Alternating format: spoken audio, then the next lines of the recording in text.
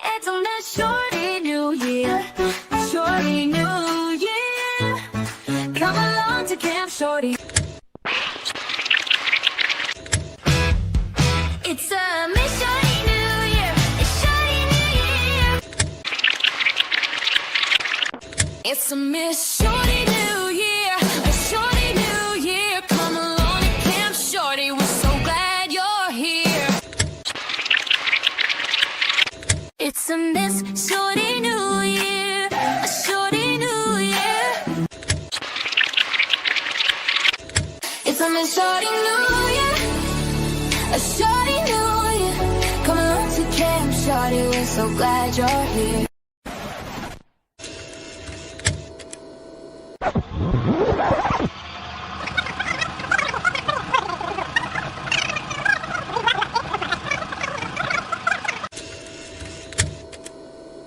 It's a Miss Shorty New Year, a Shorty New Year. Come along to Camp Shorty, we're so glad you're here. Camp Shorty is where you will find family. Our beautiful minds will greet you with glee. At Camp Shorty, you can shine and shine bright because Miss Shorty, camp leader, is a fucking delight. It's a Miss Shorty New Year, a Shorty New Year. Come along to Camp Shorty, so glad you're here. It's a Miss Shorty New Year, a Shorty New Year. Come along to Camp Shorty, so glad you're here. Your opinions are valid, you can fly like a bird. With your comments on screen, you will always be heard. It's the best chat on YouTube, you can cuss all you want. And here at Camp Shorty, we even say cunt. It's a Miss Shorty New Year, a Shorty New Year. Come along to Camp Shorty, so glad you're here. It's a Miss Shorty New Year, a Shorty New Year. Come along to Camp Shorty, so glad you're here. Let your raw cats be free, so liberating. We stay on topic, although occasionally things get a bit feral, but it's clear to see. It's a Miss Shorty New Year, a Shorty New Year. Come along to Camp Shorty, so glad you're here. It's a Miss Shorty New Year, a Shorty New Year. Come along to Camp Shorty, so glad you're here. It's a Miss Shorty New Year.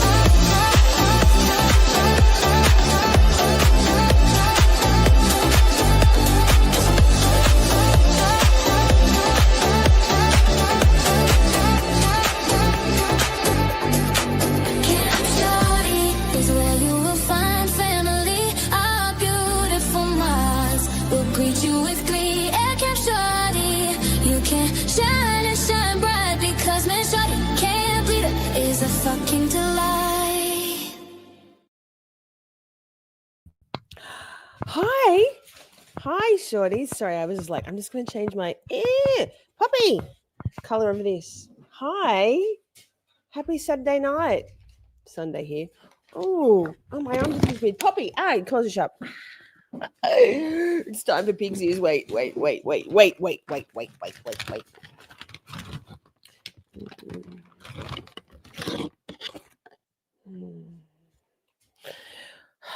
One for the lady, one for the gentleman. How are you? I've got my Vegemite earrings on today, because Aussie. Oi. Hey, let me put some glasses on so I can see. Still haven't fixed made the new chair, assembled. So we've got some creaking going on. Hi. Vix is here. Sunday here too. Oh, poor Vix. Teresa's here. Laney's here. Simmy's here. Damn it. We're still not professionals. Fuck. Hey. Hi. And Teresa, hi. Stephanie, blah, blah, blah. 5 minutes left on the 4th. Wait, what?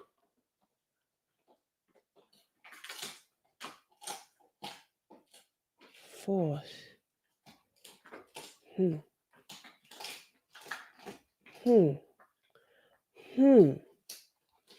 don't know what the 4th is, because isn't it like, what's the date? There's something. It's a day. It's a day. It's a day. Football. Sports ball. Right. I don't know, man. It's all theatre. But if you enjoy it, go for it. My eldest is Teresa. Do you say Teresa or Teresa? Hi. How are you? I guess I don't have as much to rant about just straight off the bat tonight. Because I had some shit to say at the start of last night's stream. If you didn't watch it, you got to go and watch it. It puts a lot of we covered all of the plethora of odd coincidences or synchronicities that plague the official narrative of the Port Arthur massacre. This is part 4 of an as yet to be determined series in terms of how many parts there will be, but I figure we'll focus on this until it's run its course.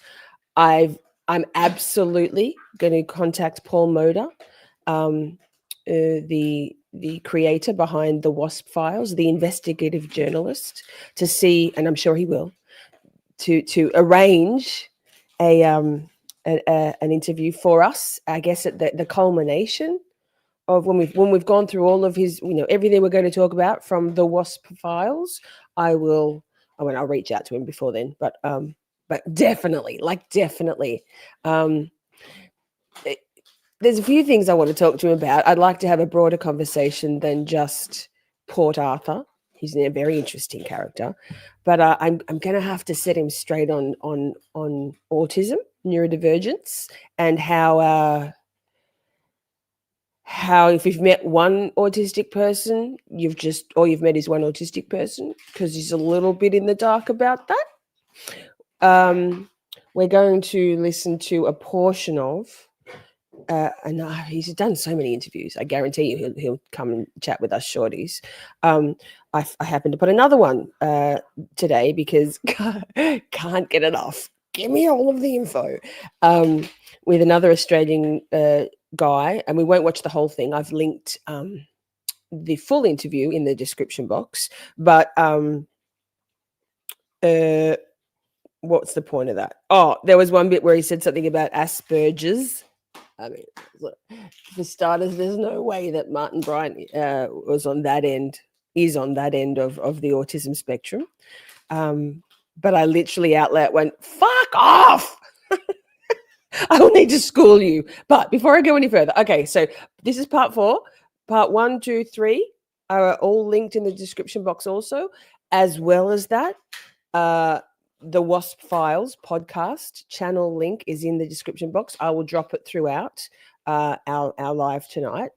And as I said also, is the full interview from which we will watch a portion that's relevant to what we're talking about tonight, which is Martin Bryant.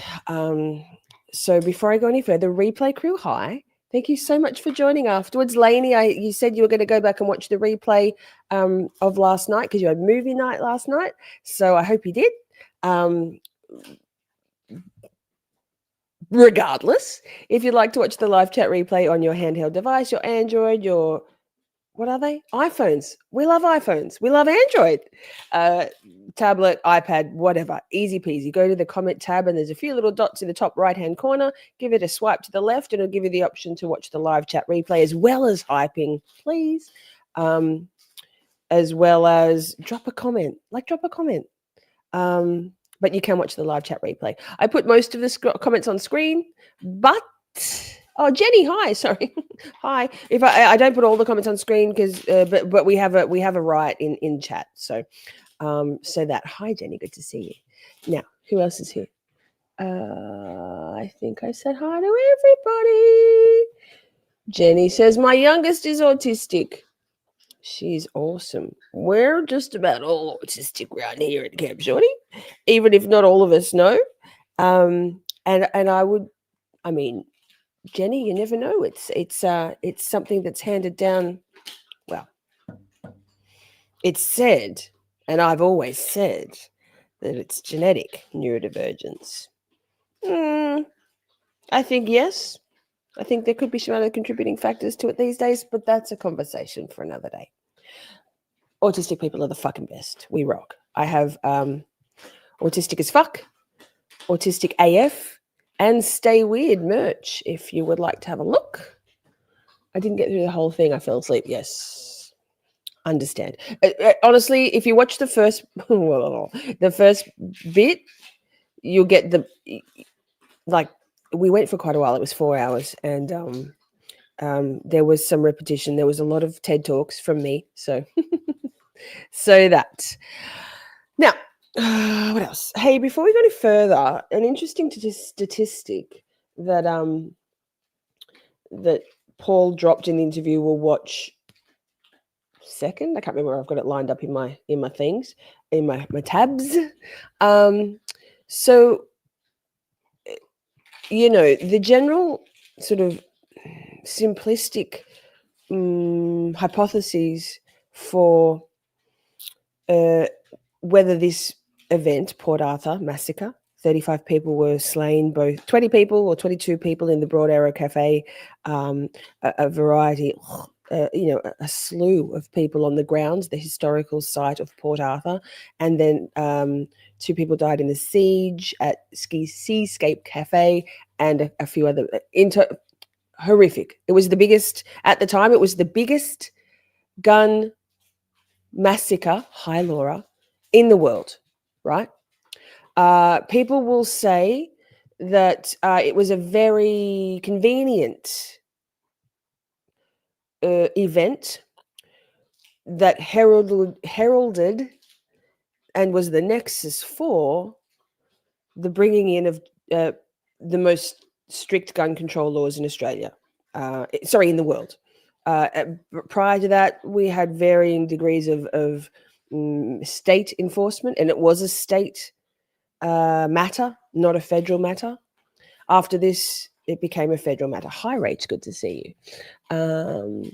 And it has been, politicians, even up to almost a decade prior to this April 28th, 1996 event, had said, a couple of different people had said, it will take a massacre, a mass shooting in Tasmania for there to be nationwide gun law reform. Suspicious, right? We had very low shooting incidents, gun crime then, 30 years ago. Mostly the people who owned guns were law-abiding, registered gun owners. And then, of course, some criminals.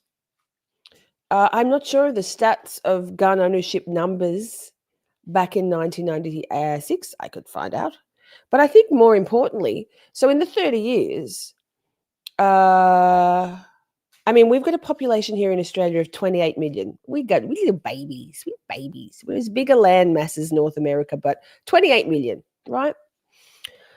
In 2023, the statistics for homicide completely, the number of people killed by homicide documented in 2023 in Australia was 247. Actually, I think it was less. 243? No, 247. Less than 250, right? The number of gun-related homicides in 2023 in Australia was 27. Gun ownership since those gun laws were passed as a direct result of the Port Arthur massacre, 28 million Australians, 4 million registered weapons, guns, and 1 million estimated illegally owned guns. So gun ownership has gone up. But still, only 2-3 years ago, only 27 gun-related homicides. And most of them were gang, bikies and drug dealers, or domestic violence, intimate partner on farms. So interesting then, isn't it, that the Bondi Beach massacre, 15, I believe, maybe it's 16. Immediately after that event, our current muppet, Prime Minister, Anthony fucking Albanese, he's a fucking piece of shit. I can't even stand his voice. I didn't vote for that. I didn't vote for him.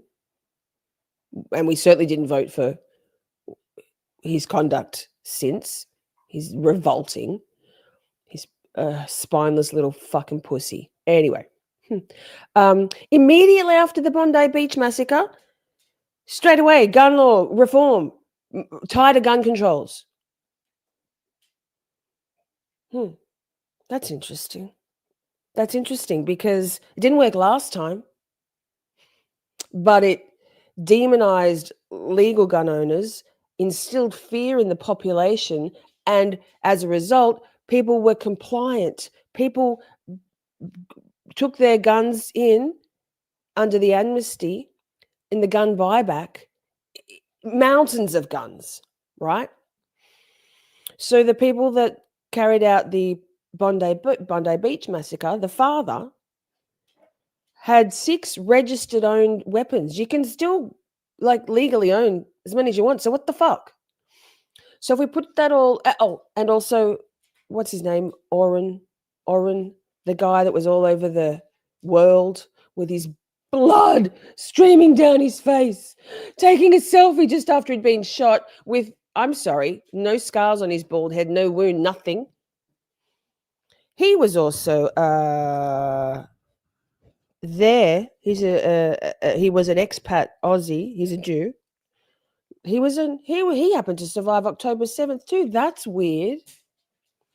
And then on that note, sorry, I'm just ignoring chat because I'm on a rant. I'll get back to it. On that note, I had this thought through the week. So this ring here, right? Let me show you. This ring that I wear all the time. It's stunning. I love it. Although I have issue with diamonds these days, but not because they're not beautiful, but because anyway, this ring here I wear, right? Can you see that? I can't see if you can see it. It's got let me get it. It's custom made. It was a gift.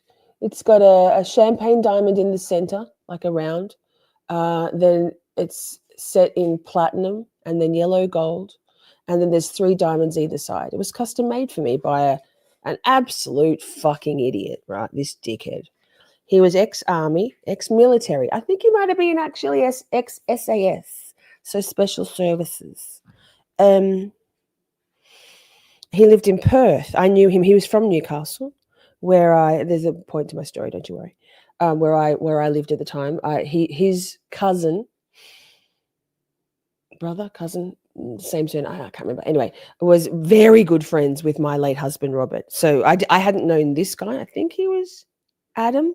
Maybe it was Trent. Anyway, I don't know. It's blurry. It's a long time ago. And I blocked him out. So this guy, and then also, wait, pause, stick a pin in that. At the Brown University shooting, which happened within 12 hours of the Bondi Beach massacre. There's a point to all of this. Busty, you don't need to go out every time. Two that I know of the young women who survived the Brown University shooting, which happened within 12 hours of the Bondi Beach massacre, had also both survived, Buster, 2 other separate mass shootings in the States, in different states to where Brown University occurred, right? Don't even start me on the fact that Bondi Beach and Brown University both start with B, 2 Bs in 12 hours, both false flag events. They happened, but false flag events. BB. Anyway, I digress. So I don't know what triggered this memory of this guy, the guy that got this ring for me, who turned out to be insufferable. He was a multi-millionaire, right? I could have had it made. If only I was a gold digger. He was the most obnoxious, narcissistic, insufferable person. So much money. Flew me and Sammy over, and Kobe, over. Kobe was only little. To Perth, I think I went twice. I went once for a competition and once for a visit, I think. I can't remember. And I was like, I cannot do this. I don't care how much money you've got. You're a fucking idiot. He had his leg, there's a point to my story. He had his leg in a full, all the time, like long brace and like a mechanized knee thing, right? Because he had been in, remember I said he was ex-SAS, Special Services, I think. Blurry details. He had survived both the London bombing and the Bali bombing. There's some odds, aren't they? So when you think about false flags, both of which I believe are false flags, those two events, there are so many. Like they happened, but did they happen for the reasons and by the people that the official narrative tells us? So when you think about the fact that Port Arthur, like I'm pretty sure he was in those events, this guy, Mongan, whatever his fucking name was, I can't remember. I think Trent. I don't know. Shout out, dickhead. Shout out, you piece of shit, actively being involved in false flag events. Wild. It only just occurred to me. I just always thought, wow, that's wild. Imagine being at both terrorist attacks, domestic terrorism, and suck it, getting injured from one of them, the London one, so badly, I think it was the London one, yeah, that you are forever in so much pain with a permanent disability that there's karma, isn't it? Hi, Hedda, you won the raffle. I haven't emailed you. Email me. You ran the raffle a couple of weeks ago. Same you, Steph. Pick something. Hedda, email me. Pick something: a t-shirt, a mug, a cap, a beanie, and shoot me an email, and I'll get it sent to you. Okay. So when we think about Port Arthur massacre and the fact that it's hypothesized that this was carried out by a military trained special operations special a trained guy for this. Think about the fact that guy who's not a militant, the one that was at both Bondi Beach and October 7th. And then think about this guy that I was dating for a short period of time who had so much money. I wonder if that was hush money, and had happened to be in, and was military, happened to be at both of those terrorist attacks. Are we sensing a pattern here now? Anyway, turns out I did have things to say. Thank you, Simi, or Snow. Yes, Simi, thank you for putting that there. Now, so all that to say, I'm picking up pattern recognition is my jam, right? And do not trust. Do your research. I'm facilitating our research, right, Simi? Right? I'm facilitating our research here. So what are we doing tonight? I talked about this last night, but this is part 4. Head over if you won't have seen these, but part 1, 2, 3 are all linked in the description box. But we'll fill you in, and we're basically focusing on Martin Bryant, the patsy, and his more specifically on him tonight. The alleged he's rotting in Risdon prison, one of the worst prisons in Australia, a black hole of corruption and human rights violations. And I Googled, I YouTube searched Risdon prison. I can't play any of the clips because they're all I'll get copyright stricken. But if you want to, I'll show you. Buster, I'm coming. Jeez Louise, man. So many issues at Risdon prison. It's the only prison in Tasmania, I believe, with all of them, max psych unit, all of it. 35 consecutive life sentences for this man. If you saw the thumbnail for tonight, he's permanently in the psych ward now, apparently, heavily medicated, put on a lot of weight. But if you saw the thumbnail, which I'm sure he did for tonight's live, I don't know. I think he's got he's got kind eyes and a warm face. I don't know. So, of course, Buster needs to go out because pig's ears apparently make you shit. And shall we get going? Yeah, so many things. Big mad, big mad, big mad. Now, every time. How do I do this? Not sure. Let me see what this. The mystery of Martin Bryant. What? Is that what it's really called? Huh. Let me scroll through. I got so many. Okay. Thank you all for being here. Don't forget to hit the like. Share it out. Vixie, thank you so much for retweeting my Twitter post about this. I appreciate you very much. We are streaming on Kick at the moment and Twitter and here on YouTube. I have a feeling I've got this on super fast. No, I pulled the speed back.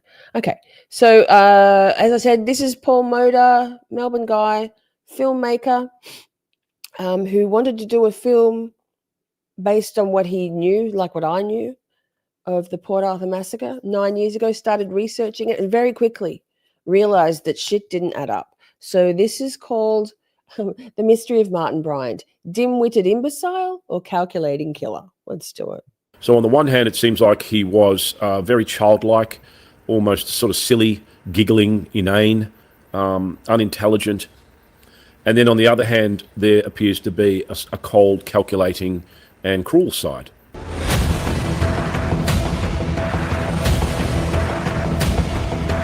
Hey, so straight away, I'm going to pause and say, you know what? I've heard it somewhere in here.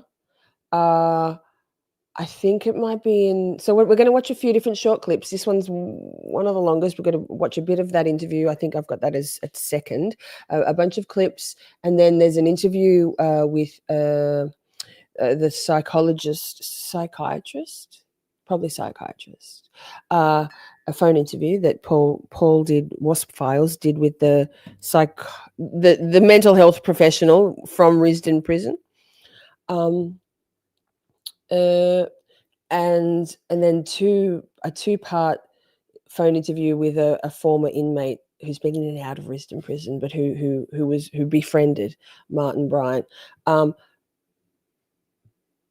My brain. But I believe that the information I'm about to tell you is in another interview with another Melbourne guy, which we're not going to watch, but it's very bloody good. We might watch it eventually. We'll see if we get sick of this topic before. But anyway, so Simi and is it Teresa said they had him doomed before the last shot was fired, and then Simi said before the first shot was fired. We're actually going to watch a thing about was Martin tonight. We're going to watch was he MK Ultra'd? We touched on that last night. So mind control, but I believe in this interview with Greeley, he's a rapper, an Australian rapper, amazing man. I don't like rap music really, but great man. Apparently Martin says that he was groomed and procured from the age of 12. So they had him, I believe this was in the works. Martin was 29 when the massacre occurred.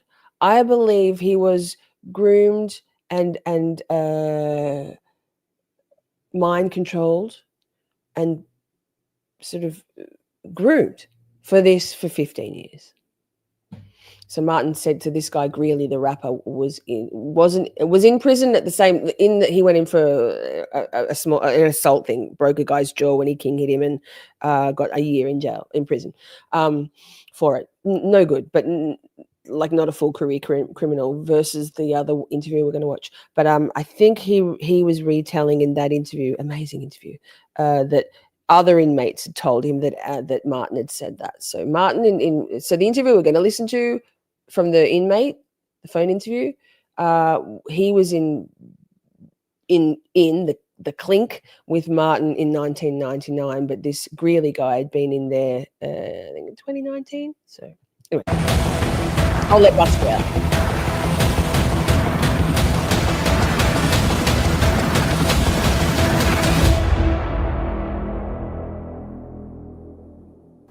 Welcome to the WASP files. Some of this material may be distressing and viewer discretion is advised.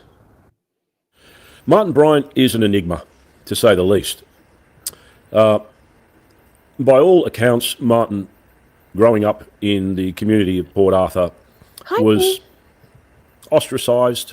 He was regarded as not being very intelligent, of having social issues, like aggression, was reported to be cruel at times to animals, and that he later on, as he grew into adulthood, exhibited, signs of aggression and potentially dangerous threats with firearms and so on. The other side to Martin, and there are many photographs that also indicate this, is that he loved animals. There is a picture of him cuddling a koala. He used to ride horses. He was concerned about shooting in the bush and leaving broken glass in case it hurt animals. So it sort of flies in the face of the reports that came out in some of the books that have been written about Martin, that he was cruel to animals and tortured them. There was some report that he had crushed a pet lizard. So there seems to be a bit of a dichotomy between the nature of Martin. So on the one hand, it seems like he was very childlike, almost sort of silly, giggling, inane, unintelligent. And then on the other hand, there appears to be a cold, calculating and cruel side, which you would imagine then the latter would predispose someone to conduct some kind of homicidal criminal activity if it went to an extreme length. Attached to all of these podcasts will be the files for your own perusal. I've examined all of the medical diagnosis reports that I can get my hands on, including some that were given to me when Martin was in Risdon Prison, trying to determine his mental state, what condition he may or may not have had. The bottom line is that they're very nebulous. There are some doctors that suggest that he had schizophrenia. There are others that said they don't think he had schizophrenia. Martin, at one point, was taking medication at the time for schizophrenia that clearly states you should not take this medication if you don't have schizophrenia, which perhaps may have influenced behavioural traits. If there was like two Martin Bryants, the innocent, giggling Martin Bryant, the child Martin Bryant, and the evil, sadistic killer Martin Bryant, then that would be suggestive of dual personality or multiple personality disorder. Simi, you're right. I should. I'll see if I can grab. Anyway, I'll see if I can grab the thumbnail, or we might even just Google. We'll have a look after this video. We'll have a look at some of his the photos that I used for the thumbnail. You got to remember, he was a child. He's a bit older than me, so he was a child before these gun reform laws in quite a rural. Tasmania's, like it's mostly like it's not highly populated, and back then it was even more kind of wild westy, and boys will be boys. Like back in those days and probably still now in the States, because our gun, there's less people, well, theoretically, less people have firearms here in Australia now. Although 5 million out of 28 million is a hell of a lot, although I presume lots of people have many guns versus many people having one gun, which is more, it would be in the States. But, boys will be boys, but look, boys do, and girls, but boys, even these days, boys do boy shit, pulling, I don't know, legs off lizards. God damn it. Just as out of curiosity, I don't think that's an indication of like, I mean, if he was burning cats or whatever, yes, but that's a whole next level, right? That's a serial killer precursor. That's the holy trinity of bedwetting, cruelty to animals and pyromania, which he has never been clinically diagnosed with. For someone to carry out something as monstrous as Port Arthur and to, as some reports have said, laugh about it, be frivolous about it, there would be an indication of a sociopathy or psychopathy. That has also never been diagnosed formally.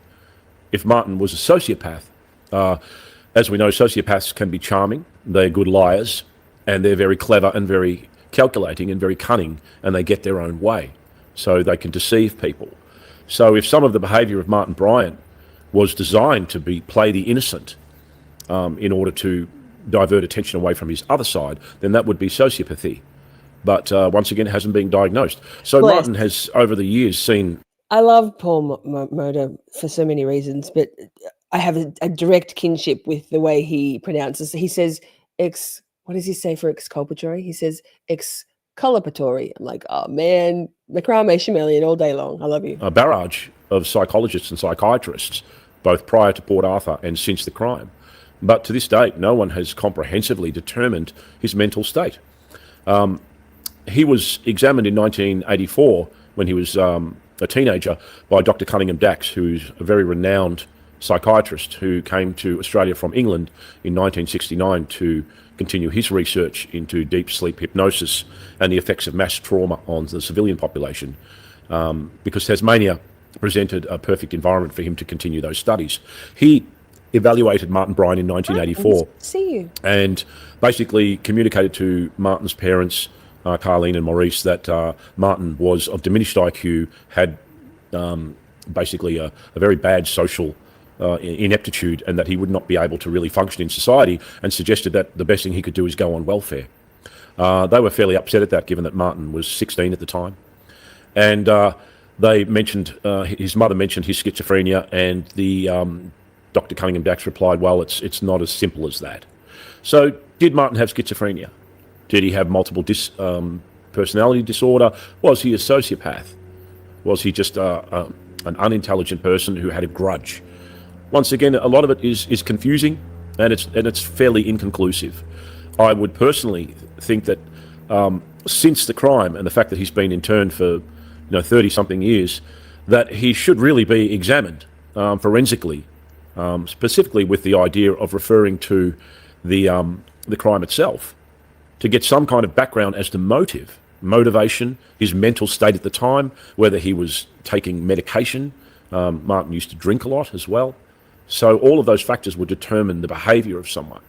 Martin had lost his father to suicide, but by all reports he had a fairly loving, normal family upbringing. Carleen Bryant, his mother, in her book My Story, she talked about that they were, in essence, they had their problems, that Martin was a problem child, but that they had a normal family life. So he is a bit of a mystery. I'll mention once again that the reason I call my intended film Wasp, the Port Arthur Massacre, Wasp suggests an ambiguity of motive, because the shooter on the way down to the site stopped to help two girls whose car had broken down by the side of the road. They saw the surfboard on his car and said, "Are you going surfing?" And he said, "No, I'm going down to the Isle of the Dead to get rid of some wasps," which was a strange thing to say. And that while the shooter was down at Broad Arrow Cafe, he sat at the table and began waving his hands around and complaining that there were wasps, but then mentioned not too many Jap tourists quite loudly and offensively. So later on in a police interview, Martin was asked, do you have any understanding of the term wasp other than European wasps? Martin replied no, meaning, of course, white Anglo-Saxon Protestants. And he did say, "I'm allergic to bee stings, though I almost died when I was a kid." And there were reports by witnesses there were European wasps at the Broad Arrow Cafe. So the ambiguity of motive with Martin Bryant is an unusual one. Someone who would go down there to get rid of white Anglo-Saxon Protestants definitely has a slightly ideological agenda that suggests a higher intelligence, whereas somebody who's afraid of getting stung by a bee is a child. Thank you for joining us for this episode of the Wasp Files. Feel free to share far and wide and see the attached... Thanks, Paul. Now, I'm thinking I might save the interview till we've watched a few, like we're not watching the whole thing. And as I said, it's linked in the description box, as is the Wasp Files podcast channel link, which I'll drop in the chat again, or unless my beautiful mods can do that. So I'm going to come back to the interview, and we've watched a few more of his Paul's short videos. Let me... Oh, what have I done? Hang on. God damn it. I made it weird. I'm standard. Okay, now, we've spoken about, I think last night, and possibly it's been covered in one of the other episodes, that Martin was actually what's it called? He was the beneficiary of a sizable inheritance, an undisclosed amount, and was actually put under a conservatorship. Basically, somebody else managed his money. He was, and Paul in this video will go into the whole thing, this short video, but it's said that Helen Harvey, I believe her name was worth like millions. I think it's 29 million. Which in relation to like national or federal or even state budgets isn't a huge amount. But his wealth, Martin's wealth, kind of vanished. Like, so that's a bonus, isn't it? If he's in prison forever and ever, fucking men. He had two properties that she left him. And where's the money? So there's another motive for the powers that be, who had control of allocating those funds to him before this event, also somehow could squirrel it away after the event. So that's weird. That's suspicious. Let's watch this clip. 8 minutes. Oh, it's muted. Fantastic. I love that for us. Helen was killed in that accident. Martin was hospitalised, but then he basically inherited a lot of Helen Harvey's estate. As to how much has not been totally transparent. As the sole heir of the Tattersall's empire, technically Helen may have been privy to $29 million. If that money was more in the region of $29 million, it would possibly suggest a very strong motive to be able to get rid of somebody like Martin Bryant and confiscate what would have been a very, very large inheritance. For a change, Simi, for once. For once.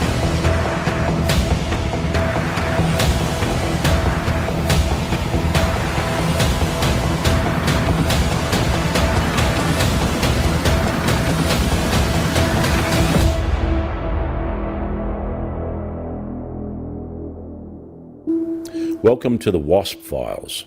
Some of this material may be distressing, and viewer discretion is advised.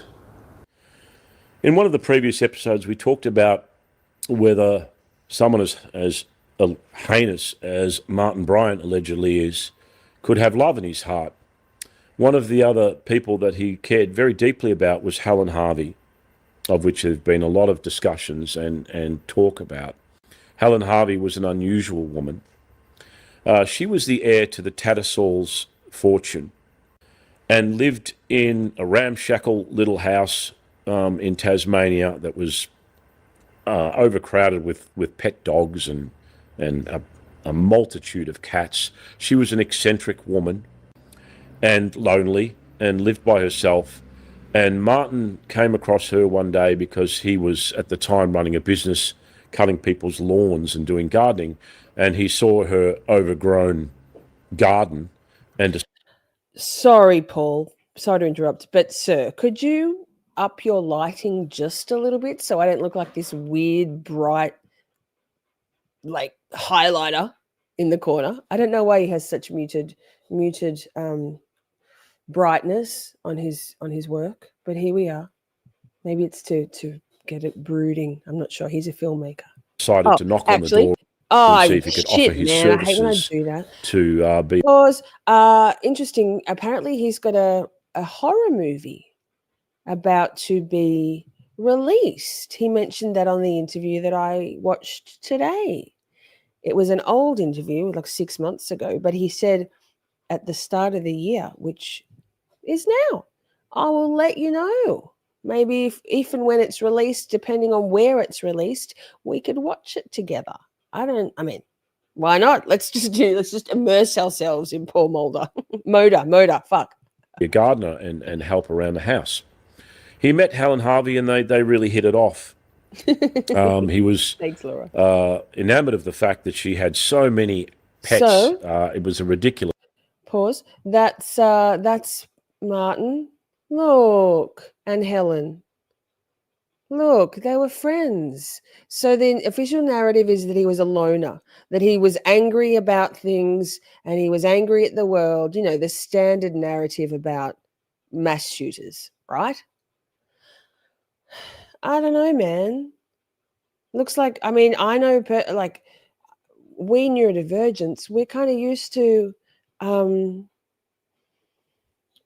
being seen as being a little bit odd. It can affect our ability to be accepted into the groups. Oh, my tummy's grumbling.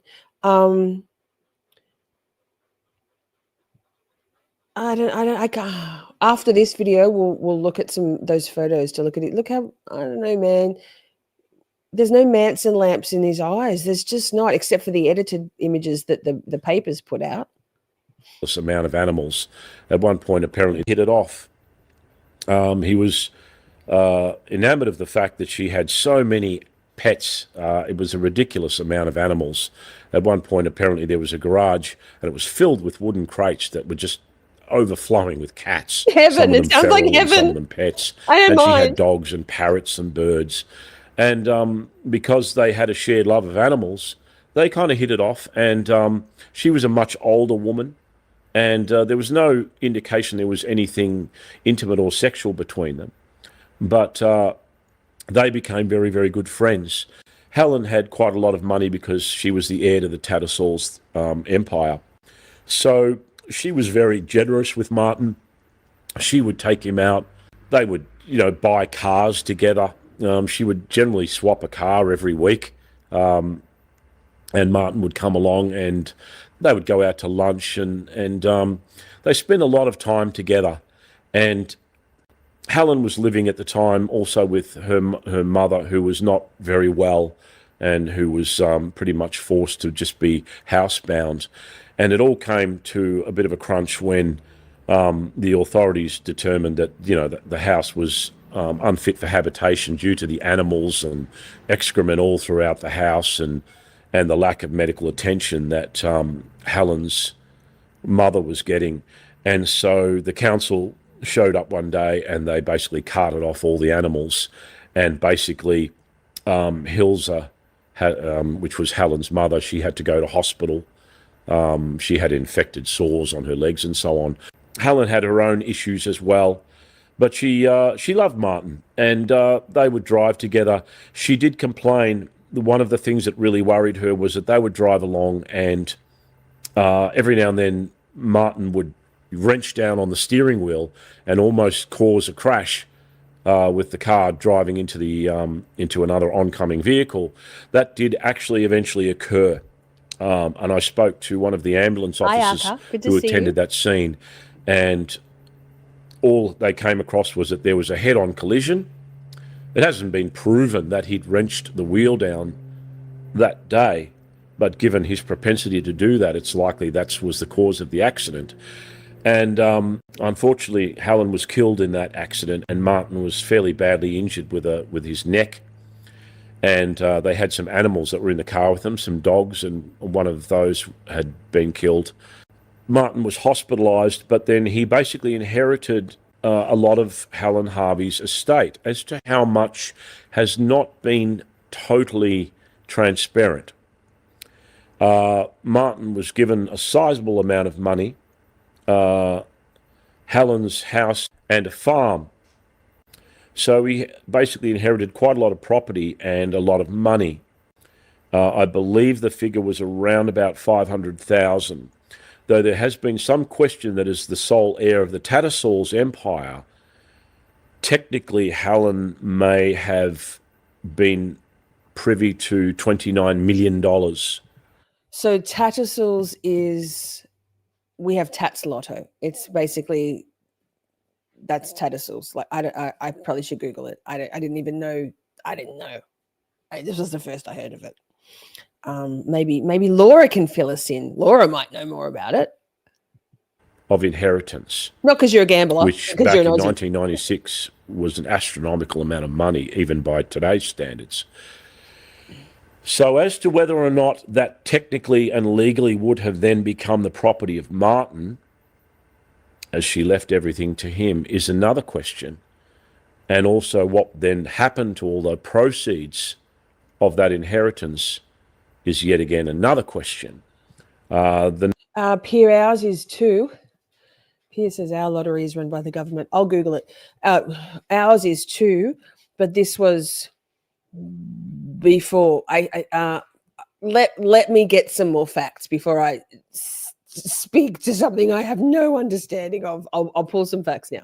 Notion was that these proceeds were sold and that a compensation were paid to a lot of the victims and their families from Port Arthur. One of my good friends, Stephen Howard, spoke of his displeasure at the way in which that was decided and undertaken. In his opinion, it was quite a pitiful amount that was offered. If, and it is an if, because the money trail has to be traced, if that money was more in the region of $29 million, where is it, who's got it, it would also possibly suggest a very strong motive to be able to get rid of somebody like Martin Bryant and confiscate what would have been a very, very large inheritance. So the money that Helen had left and the properties to Martin would certainly have enabled his kind of lavish lifestyle. He was travelling a lot, buying clothes, expensive clothes. He walked around Tasmania dressed rather outlandishly and expensively. He was quite autistic. bold about his wealth. Autistic. I love but it. He was also placed on a guardianship order, so the trustees basically had to then control the amount of expenditure money would have. But Helen was a very pivotal part of Martin's life. There are some questions there about their relationship and how she factored into the crime that occurred later after his relationship with her. Right. Now, that box there, up next is an interview we'll watch next weekend with Stephen Howard, who was there, a survivor. His wife was working, he and his wife both worked for the Australian government run facility, the Port Arthur Historical Site. He was working at the toll booth, and she was in the Broad Arrow Cafe. Now, I misspoke, and I'm glad I researched. We will look at this together. Oh, Buster, for goodness sake, wait, Buster can't get in because the curtain's too terrifying. Bussy, come on, you can do it. Come on, I believe in you. Oh, he can do it. He did it again. He's so brave. Now, here, I said, is Tattersalls owned and run by the Australian government? It says no. Tattersalls, often referred to as Tats, or operated under the Lottery Corporation, is not owned or run by the Australian government. Poppy, too much panting. I love you, but stop. It is a publicly listed private company. Here are the key details. Ownership. Tats is a private commercial entity. In 2022, the Lottery Corporation was demerged from Tabcorp. That's TAB. That's our racing, horse racing, dog racing, trots, and listed on the Australian Securities Exchange, the ASX. Operations. The Lottery Corporation, which includes the Tats brand, holds exclusive licenses to run lotteries in Victoria, Tasmania, the Northern Territory, New South Wales, and South Australia. So not Queensland and not the ACT, the Australian Capital Territory. That's where our capital is, Canberra, and not Western Australia, so not Perth. Government role. While they are not government-owned, these operations are licensed and regulated by the respective state and territory governments. Exceptions. Western Australia is the only state where the Lottery West, is still government-owned and operated. History. Although it began as a private trust, parentheses, George Adams Trust, close parentheses, in the 19th century, it operated as a private company for decades before privatization of state-run lotteries in the 2000s and 2010s. In summary, Tattersalls is a privatized ASX-listed entity that operates under government licenses. Well, there you go. You know what we have to do when we learn something, don't you? I know. Here. It could be loud. There. It's learning time with Cam Shorty. Finding out something new every day. We haven't played that for a minute. Now, where were we? We were watching this. Yes, we'll watch this next. So, Petra Wilmot. There's 2 short videos on Petra. They were together for 3 months. They went out the night before dancing to the disco, at the disco apparently, spent the night together, showered, and supposedly she left. Apparently it was a Sunday. The 28th of April was a Sunday. Hi, Tim. Come on here. Timmy Tim. Mr. Puss. Nah, he says, nah, I'm an enigma.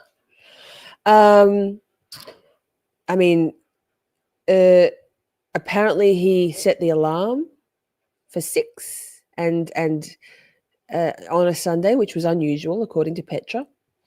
But we hypothesized last night that the dark-haired naked woman seen running and screaming between the buildings at the Seascape Cottage, the siege, probably likely was Petra, because Martin Bryant said to the paramedic in the ambulance when he was taken for treatment after being catching on fire on his back, suspicious, asked, "Where's Petra?" And the ambulance officer said, "Was she with you?" And Martin says, "Yes, we're always together." So now let's watch this. It's muted. Look at me. I realized before I pressed play.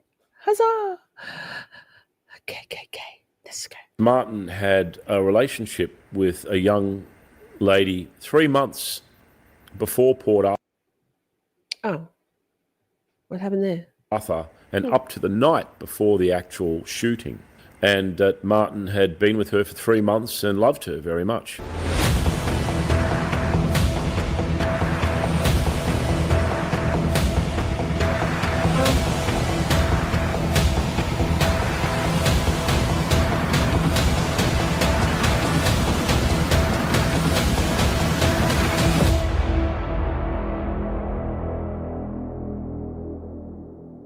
Welcome to the WASP Files.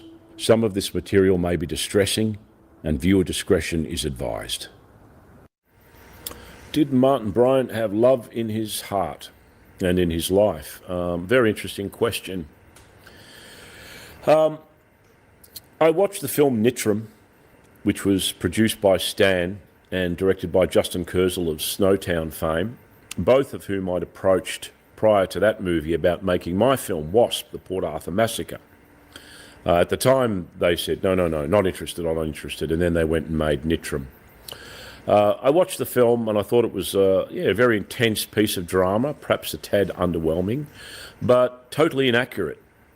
And in regards to that and the question, one of the glaring aspects that they ignored was that Martin had a relationship with a young lady 3 months before Port Arthur and up to the night before the actual shooting. That lady's name was Petra Wilmot, a young, very attractive red-headed girl with green eyes, quite intelligent, apparently. And that Martin had been with her for 3 months and loved her very much. Intelligent, huh? Petra was interviewed on 60 Minutes, and she was asked by Ray Martin, "Why did you stay with him?" And her response was, "Because he was kind and he looked after me." He was gentle and kind and would look after me. Prior to Petra, Martin, he was quite an attractive person when he was younger. He was very fit, he had long blonde hair, very surfy looks. and he dated a young woman by the name of Janetta Huani. And they had some issues where he took her out on a fishing boat, and the boat, the engine died on the boat, and they were stuck out in the bay, and he was very frightened, and they were worried that they were going to drown. And there was some indications that that she felt him to be unintelligent and trying too hard to appear intelligent. But the bottom line was that he wanted a girlfriend. He loved his parents, more so his father than his mother. His mother had a lot of difficulties with him, but Maurice, his father, was very patient and trying to take Martin under his wing.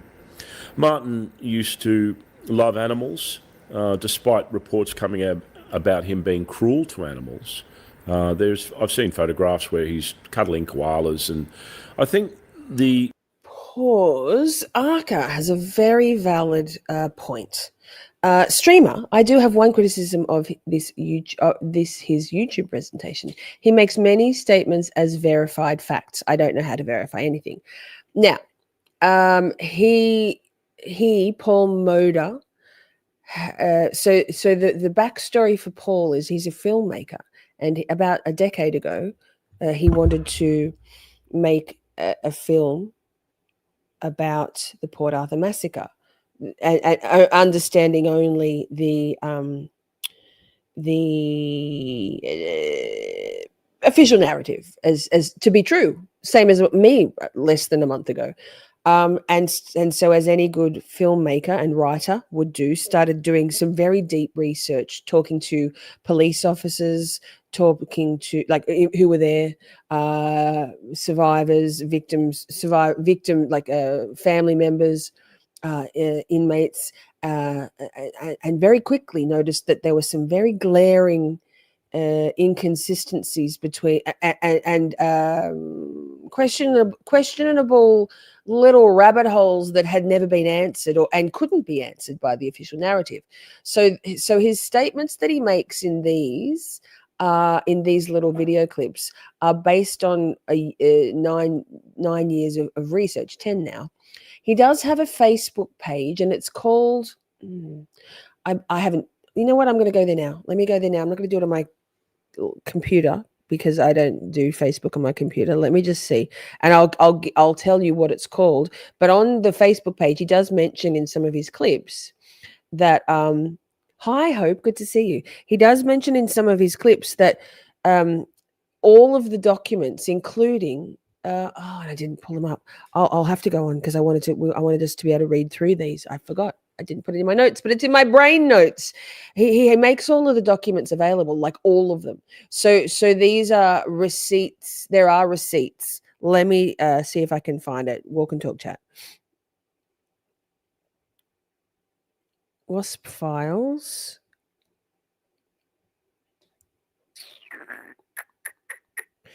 Here we go. WASP. It's called, so his Facebook page is called WASP, the Port Arthur Massacre. I'm going to follow. Yep. Now let me see. More.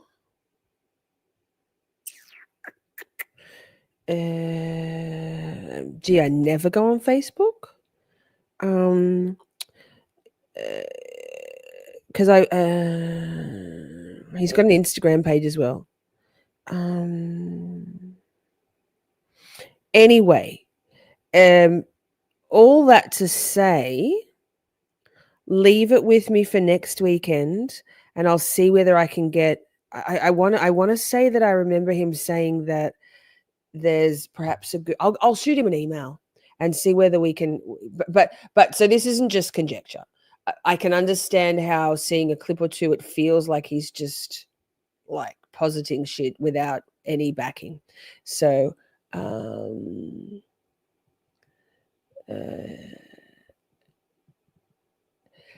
it stands for the WASP files is a reference to, because you're popping in and out, you won't have heard this, but I'll mention it again. White Anglo-Saxon Protestants. So allegedly, well, purportedly, the shooter driving Martin's yellow Volvo was heard to say that he was going to go and see if he could find some wasps. And then when he was actually on the drive from where he was to the historical site, then on the veranda of the Broad Arrow Cafe, where the majority of people, a concentration of people were massacred in a very short place of time, he said, the shooter said, not many Japs here, but plenty of wasps. The suggestion is that, and we'll cover this next weekend when we go over the alternative suggestion of what actually happened and how it went down, and maybe who, not specific names, but what entities and people might have been actually, if it wasn't Martin Bryant, who could it have been? We'll do that next weekend in a false flag episode. There was a ferry. We did this last night. There's a ferry that would go from the mainland, the main part of Port Arthur historical site, to an island called the Isle of the Dead. Got to plug my laptop in. It's right here. The Isle of the Dead. It was supposed to be heading off at walk and talk. Okay, there it is. It was supposed to be heading off at 1:30 or whatever time it was, but the timetable had changed, right? So when the shooter got there and realized that the ferry had already gone, thank you, Simi, you're amazing. Oh no, Wasp the movie, different. I think it's called Wasp. Here, I'll show you. Anyway, so there was supposed to be a bunch of white American tourists, white Anglo-Saxon Protestants, 80 of them, taking this ferry from the main part of Port Arthur across to this little small island called the Isle of the Dead. And it's suggested by Paul Moda that the shooter was actually planning to massacre 80 Americans on the island, full captive, like trapped. But that was foiled, and so the way the shooting went down, the massacre went down, was an on the fly, pardon the pun, adjusting to the circumstances. So that's what the WASP stands for. That's his Facebook, according to according to his YouTube bio. There you go. Maybe that's what the actual link is. Hang on. Let me check. Anyway, if that's in his bio, that's it. It comes up as when you Simi, do you have Facebook? When you click on it, yeah, you do. Does it come up as WASP dash the Port Arthur Massacre? Anyway, if it's in his bio, I don't know. I'm just restreaming. And before I keep going, anyway, so that. Thank you, Simi. You're the best. Let's click something weird. Everything went off the screen. Fuck. Stressful. At least I didn't swipe out of the whole thing. Heather, make sure you choose something. I'm sorry I didn't email you. I've been back at work this week, but yay, you won. Thank you for being here, and thank you for your continued support. I love you so much. So much gratitude for all of you. And thanks to Junior Plan on Twitter for reposting the stream. Thank you, friend. I love you. Now, let's keep going. If you want to say the better angels of Martin's nature, if you consider such a notion, oh my God, he says notion so much. He tried hard, whether it was his diminished IQ or his antisocial behaviour, his mental state or psychological conditions, which have never really been properly determined and, in my opinion, treated. He found himself ostracised, alone, and he tried. When he was a child, he used to make little knickknacks, little shells and little objects that he would take down to try and sell to the tourists for $1. He used to run errands around the town. He would sell local produce to people. He would cut lawns. He tried to have a gardening and a lawn business.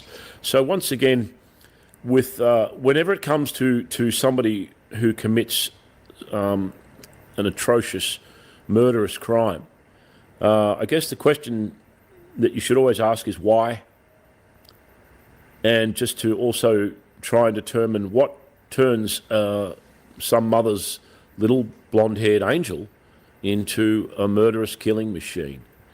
I just want to pause there and say, when you think about the context, the notion, when you think about the context of Martin as a young adult and a teenager,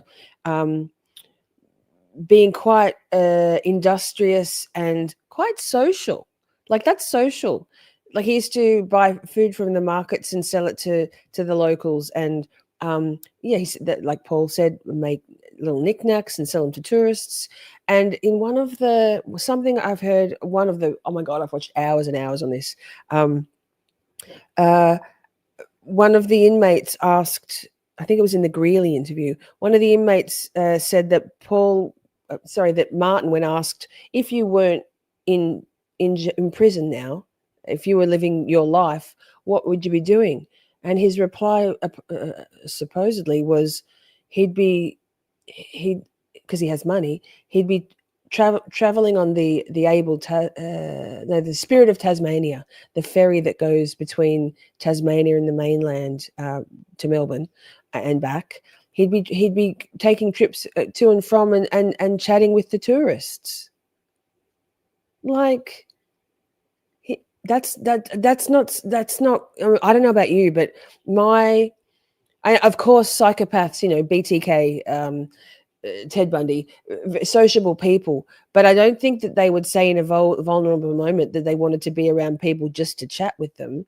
They would put on that mask and play that role to further their crimes. For all we know about psychology and true crime here at Camp Shorty, it just doesn't sit with me. And I've got the pictures of Martin ready to go after this video is over, so we can have a look. Simi, right? I'm not either. Oh my God, Wadi, good to see you. It's been a minute. What were the circumstances? Thanks everyone for being here. That, if it was Martin Bryant, turned him into one of Australia's most infamous killers. So it's very easy to demonise and to just say the person is a monster. But mental health is of serious concern. And I'm not advocating for any kind of sympathy towards Martin Bryant if he was totally and absolutely 100% culpable of what he did. But the question as to whether he is capable of love and needed some kind of help or treatment that he didn't get is a question, once again, that needs to be answered. Petra Wilmot is a very interesting case.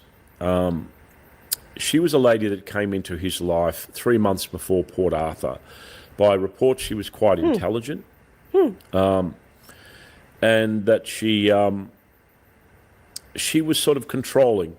I spoke to a person who had an interaction with Martin Bryant in a cafe, who was struck by the fact that it was a hot day and Martin was wearing a 3-piece white suit with a hat. Ta-da! Because he had some money and he dressed rather expensively and foppishly. And he mentioned that, whether Martin would be hot in that outfit. And they had a conversation. He said that Martin was a hard conversationalist. He had to keep trying to feed him to get answers. And then he said at some point a young woman came over and sat down next to him, didn't say a word, just looked at Martin. Martin looked at her, and that was it. The conversation was over. They got up and they left without a word. And he said the impression I got was she looked at him and that look said, this conversation is over. I sent him a photo of Petra, and he said, yes, that's the girl. There is some indication or theories that Petra was a handler. I did speak to the head of the Risdon psychiatric wing, and he'd had some interactions with Martin while Martin was incarcerated there. One of the strangest things, which is factual, was when they went to the Clare Street home. It was a cluttered mess with toys and junk everywhere and animal feces, and the one room was clear of everything but a table and 2 chairs, and on that table was some printed firearm and military magazines. So my question is, who was the other chair for? There were 2 chairs in the room, Petra. You think, why would it be Petra? She was his handler.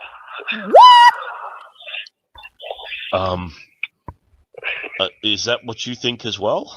That's certainly been suggested that was the case. Look, it wouldn't surprise me. It honestly wouldn't surprise me. This comes from a very conservative person who ran We will be watching or listening to that full phone interview in a little bit. It's queued up and we'll get to hear that again. a psychiatric wing at Risdon Prison. I have records of that conversation. So it's a bit of a mystery. Petra has disappeared. You could argue, of course, that she would be horrified by dating someone who had committed something like that, might have changed her name and moved on. I can't find Petra. She appeared at one of the commemorations. Sweet dreams, Hedda. Hedda, thank you so much for being here. Please go onto the merch store at missshorty.com. There's a link there that'll take you straight to the shop, and then pick something, even if, like, we have, oh my God, mouse pads. I love it so much. I'm going to get another one. Why do you need 2 mouse pads? IDK, but they're so nice. Pick something and let me know. Shoot me an email because you won the raffle. Congratulations. Sweet dreams. Thank you for being here. I'm sorry we're so late for you at the moment, but I'm old and tired and I can't do early anymore. Otherwise, I'll burn myself out like I did last year. Of Port Arthur and was interviewed. Seems like a very quietly spoken, intelligent woman. But in terms of love, well, she was with Martin for at least 3 months, and Janetta was as well. And so he did have girlfriends.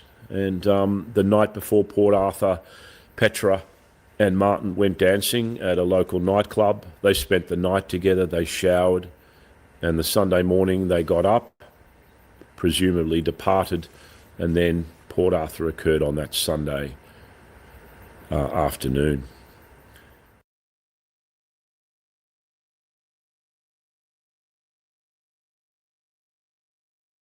Fuck. Muted. Sports ball's over. Did you win in overtime? Oh, Vladdy says I'm back to work tomorrow after 3 weeks leave. Yes, I had 2 full weeks off. And then my first week back was only 2 days. The week that just ended here was my first full week back. Ah, the first of many.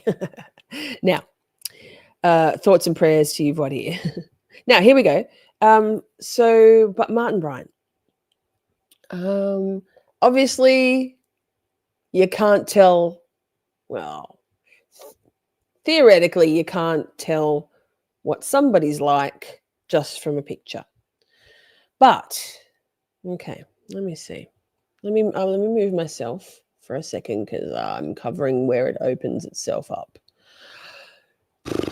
Now, this picture here, so this picture here is the doctored photo that the media enhanced to make him look wild-eyed and crazy. One of them, they did it a couple of times. Let me find those. No, wait, I've got to type in something different. I think I did Martin Bryant now. Okay. So these are the photos that are on the thumbnail. Where's the first one? I don't think that's the first one. Oh, man, what to do? Martin Bryant mugshots?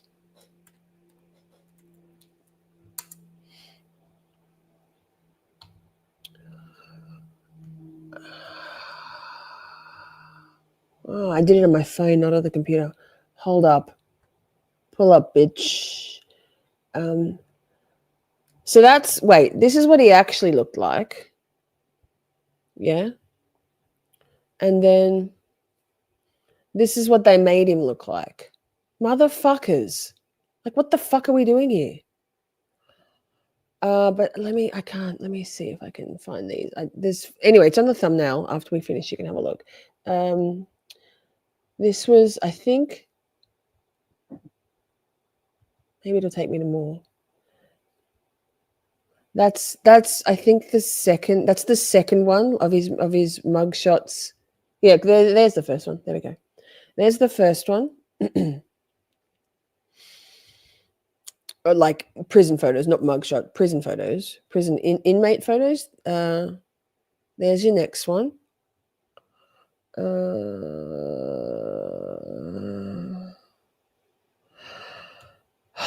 Wow, I'm so bad at this. Walk and talk, chat. And then there's another one in between that, which I can't see here. And then this. Oh, that's tiny. That's what she said. Hang on. Anyway, here, I mean, never, like, his nose gets bigger because that's what happens as you get older. Everything gets bigger. Yeah, the Photoshop's wild, huh? So we'll probably next weekend we'll do we'll watch the media videos, but for a little bit of a teaser, there's an interview with a whistleblower who worked at the paper, whichever, I can't remember which paper, who wasn't a journalist as such, but who worked there, and literally the night of the event. So the siege was still underway. Martin Bryant certainly hadn't been charged. In fact, he was still on the phone with the negotiators, Terry McCarthy, playing the role of Jamie. But when this chap went into the newspaper office, I think he couldn't remember the exact time, but it was between 8 and midnight on the 28th, so the Sunday night, still siege underway. He was struck by the fact that the editors, the people at the paper, had a detailed story about Martin Bryant and his life, including a photo that they'd already edited. So it wasn't even the next day, which is when the photo that appeared on the front page of all the papers around the world, the face of a killer, which is the photo that I've got the on the thumbnail, the original photo that I've got. Wait, this photo. This is the photo that went all around the world. Not edited, but that, so they put that on the papers the next day, but the edited one, that was already on the computer screens. It had already been photoshopped. So the night of, and interesting, usually things that happen organically in terms of these events, information trickles in, or maybe floods in the days and weeks after, but this was in the hours after. The police had only just gotten to the site at 7:30 p.m. The massacre occurred at 1:30 in a handful of minutes. But by 8, maybe midnight at the latest, the newspapers already had Martin Bryant's full story ready to go, written. That's weird. Like, that's suspicious, isn't it? Very. Okay, so let's go to another video about Petra. This is what's probably going to strike me, but that's all right. I didn't get copyright yet. I haven't been copyright stricken for last night, so I've been turning ads on. I turned ads on any of the content we've had since we've been back that hasn't been copyright stricken. It's few and far between, but no ads while we're going live. Wait. Petra stated that the Martin that she knew was gentle, that he was never violent towards her or his mother or verbally abusive. His mother apparently did aggravate him, and that they had words and he would be caustic to her sometimes. But she said that he was a gentle person, and also was interviewed by the media at some point. He was gentle and kind and would look after me.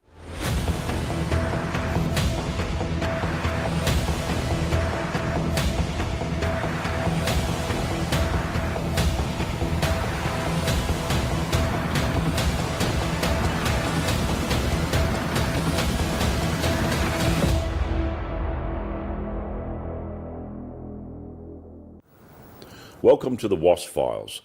Some of this material may be distressing and viewer discretion is advised. There's a general consideration that Martin was portrayed as being lonely and isolated and friendless. Not exactly the case.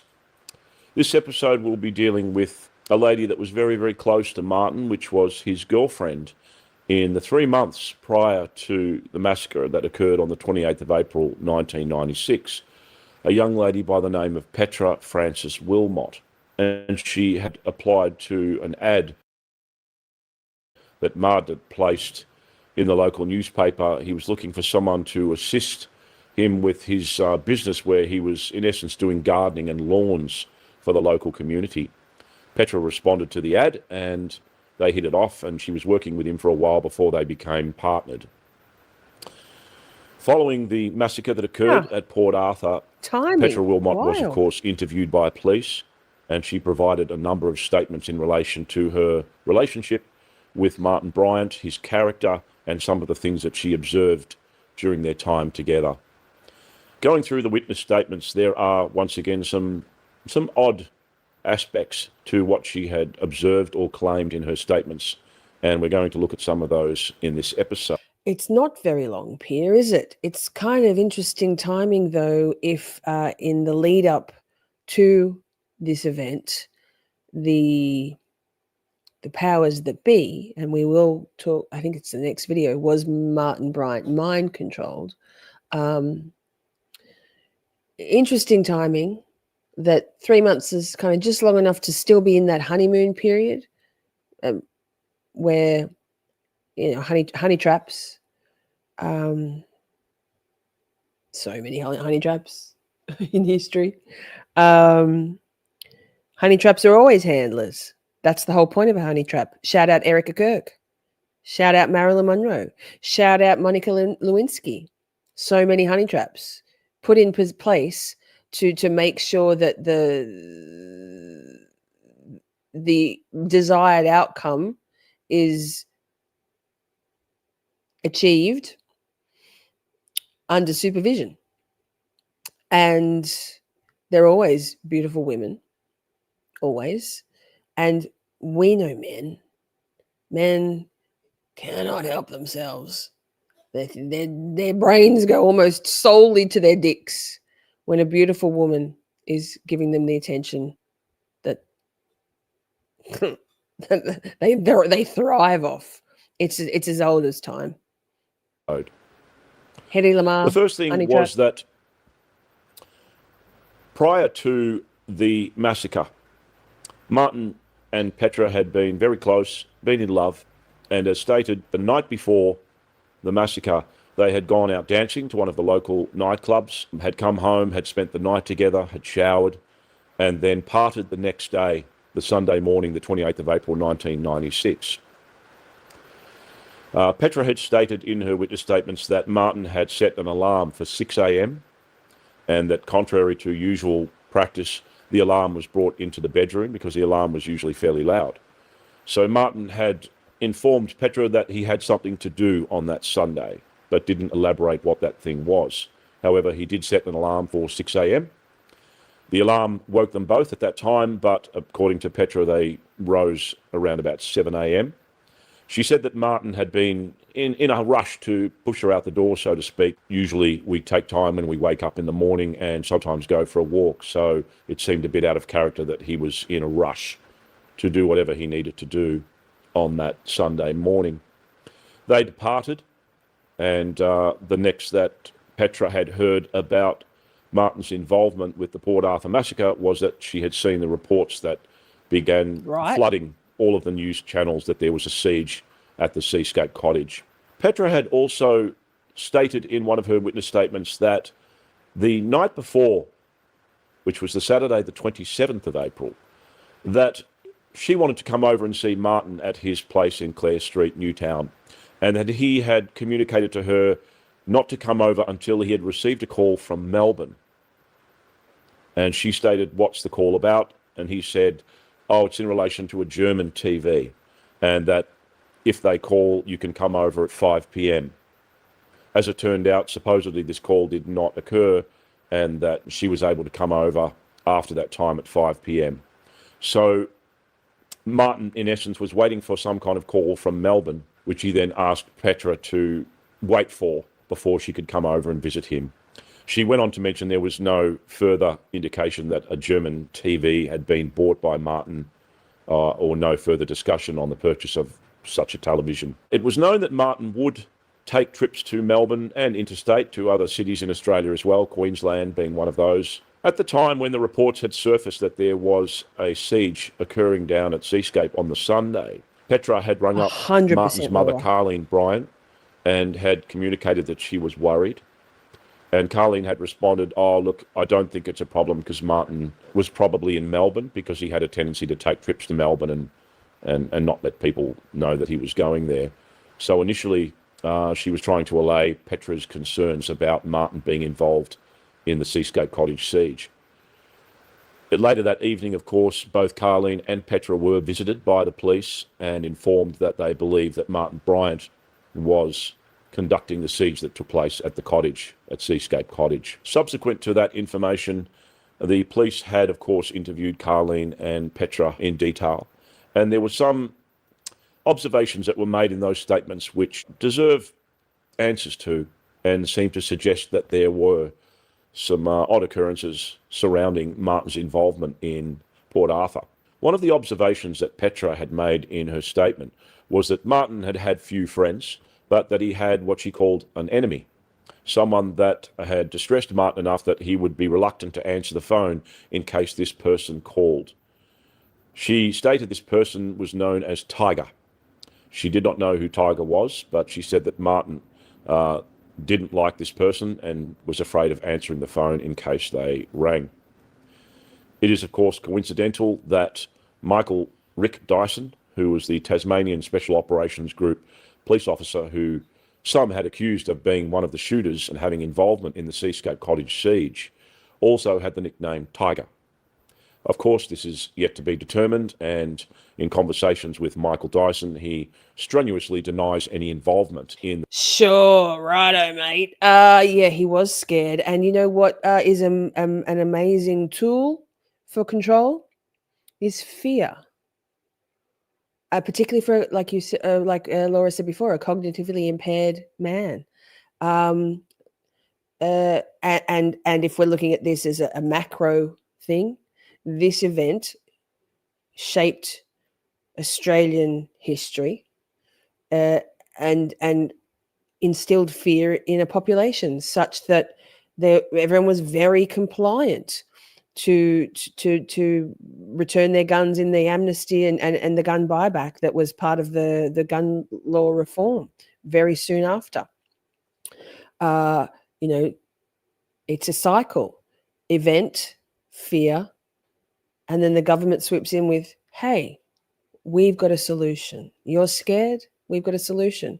But in terms of this, on a micro level, particularly if Martin had been subject to mind control techniques for years, for up to 15 years, per his hearsay, but per his statement to an inmate in Risdon Prison, that he'd been trained and groomed by Tasmanian police, since he was 12, among other things. And remember, Martin Bryant was seen by a psychiatrist with links to Tavistock in the UK, mind control, and assessed at 16. That's weird. That's suspicious. The siege or any operational aspect of the Port Arthur massacre, though I have had it confirmed from credible sources, ex-police officers, that Michael was known by the nickname Tiger.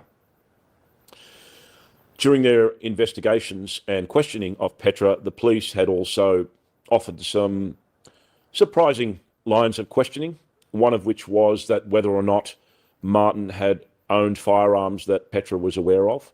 And she stated that she had never seen any firearms that he owned or ammunition, and that he didn't talk about firearms, though she did say that on occasion he would point his finger and, Doesn't that feel a whole lot like plausible deniability? I didn't see him have any guns. I left in the morning before he left. He was kind. He was lovely. Not me. cock to fire an Oh. imaginary pistol, not in any aggressive manner, but just a mannerism that he did show at some point.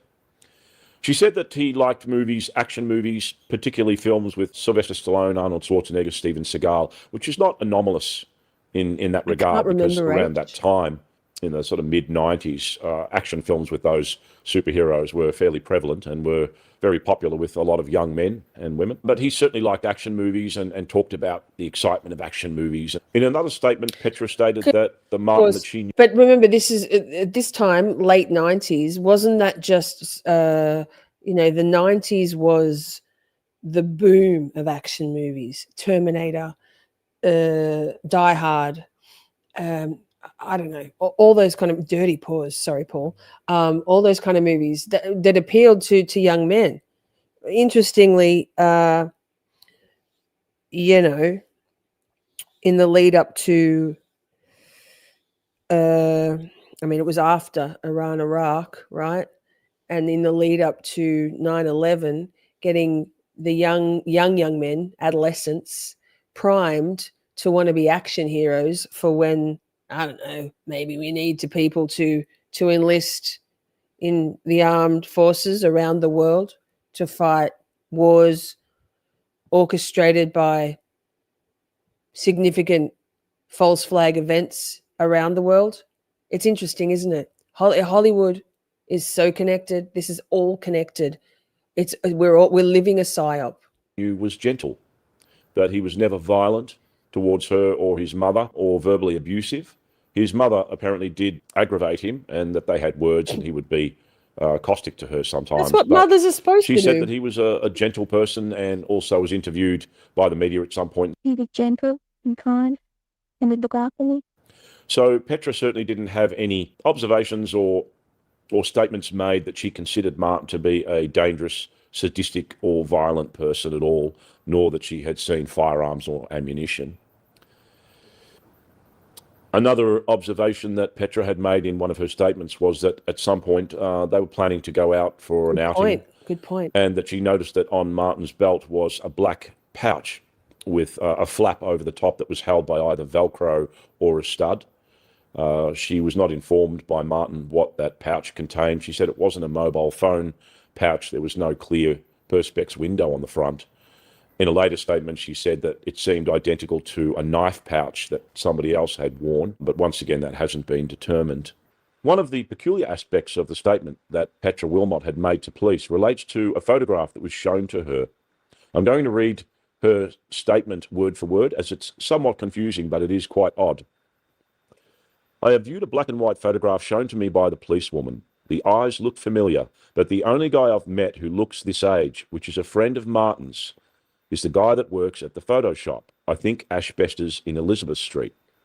I don't think this is a photograph of him, though, as that has hair the same colour as Martin's, and his hair is about shoulder length and was tied back in a ponytail. I don't think he had a beard either. To my knowledge, Martin did not know the man outside of Asbestos. Now, that seems to suggest that she was shown a photograph of an individual with Martin outside of the photo shop at Asbestos in Elizabeth Street, and that this person was similar in appearance to Martin, but that she didn't recognise him. Once again, I don't know why that photograph would have been shown to Petra, what the intention was, or what information there was regarding the photograph being taken and who that individual was. Other questions that were asked by the police when interviewing Petra Wilmot were, was she aware that Martin owned any handcuffs? According to reports, handcuffs were used during the Port Arthur massacre in regards to securing one of the hostages, Glenn Pearce, to the stair rail that was at the Seascape Cottage. Petra basically confirmed that she was not aware of any handcuffs that were found. There was some reports that empty handcuff packets were located at 30 Clare Street in Newtown, but this hasn't been confirmed either. In regards to Martin Bryant's mental conditions, Petra stated that she was not aware that Martin was taking any medication. She did, however, say that she had seen a bottle of pills with a complicated name she couldn't pronounce that began with E. I have seen psych reports that Martin Bryant was on medication for schizophrenia, that this medication should not be taken if you don't have schizophrenia, and there was some contradiction in terms from some of the psych reports as to whether or not Martin was schizophrenic. So once again, it's a little nebulous in regards to his mental states. At some point, Petra was informed by police that the shooter had used the term wasps and Japs during the Port Arthur massacre, and that she had confirmed that Martin had spoken in relation to those terms in the past as well. She was also played an audio recording of the conversation between Terry McCarthy, the police negotiator, and Jamie, which was held during the siege at the Seascape Cottage, and she confirmed that the voice of Jamie was in fact Martin Bryant, and that she recognised some of the terminology that was used. Voir dire. Well, Laura says Elizabeth Street is one of the main streets in Hobart. Voir dire agrees and says it goes to Newtown, which is where Martin lived. That's his house that was gifted to him by, or left to him, bequeathed to him by Helen Harvey, the heiress to the Tattersall's fortune, who he had befriended. Nothing nefarious, but who passed away in a car accident that he was also involved in. It's all very sad, but it makes sense that they were on, that photo was Martin on Elizabeth Street, just relatively near his home, huh?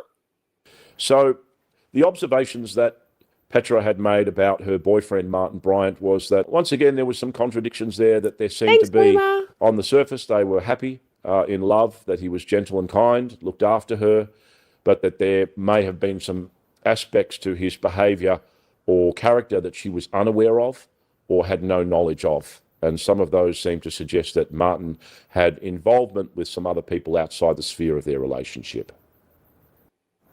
Thank you. Thank you, Paul. Now, so that's that one. Interesting, huh? Let me see.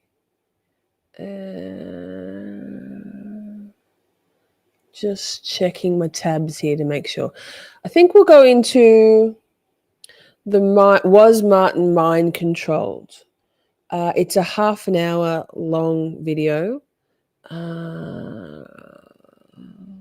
Then we'll have the interview with the psych person from Risdon Prison. That's 11 minutes.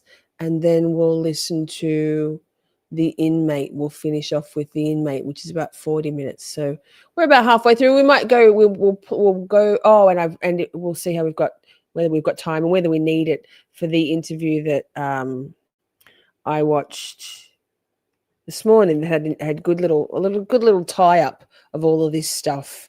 A portion of it. It's linked in the description box, that one, as is episodes 1, 2, and 3. We're on number 4 now. They're also in the description box, as is the Wasp Files podcast channel link. They're all down below for you. If you haven't watched part 1, 2, and 3, definitely go and watch them. We've had it's been very enlightening. This is just a new obsession for me, a new understanding of this likely not being an event that likely didn't happen the way I've always believed for 30 years. So let's go into, was Martin mind controlled into committing the Port Arthur massacre? Fascinating. I dropped the link to the Imagination podcast channel, which is a channel all about advocacy and highlighting survivors of mind control, sex trafficking, and I can't remember, Emma. She's amazing. I dropped that in the Discord. I think in share your links, maybe. I'll pull it up here now, because if you're not really familiar with mind control and MK Ultra, and how far-reaching it is and how interconnected it is. Sorry, I've got an itchy nose. Woo. Worthwhile binging. So, sorry, itchy nose. Here we go. Dirty pause for Paul. Sorry, mate. Play. At the age of 16 in 1984, Martin Bryant was evaluated by Dr. Eric Cunningham Dax. So we know that Dr. Cunningham Dax had come to Australia in the 1960s and was carrying out some of his research into deep sleep hypnosis. Now, where this becomes... So, Rachel, I think it was you that asked, do we know how that appointment or that connection was made, I feel like this might answer some of those questions. A little vague, a little suspicious, very cloak and dagger shit, right? Of a tenuous link between Martin Bryant, his actions during Port Arthur, and the notion that there may have been higher forces at play is to discuss the possibility and the notion of mind control.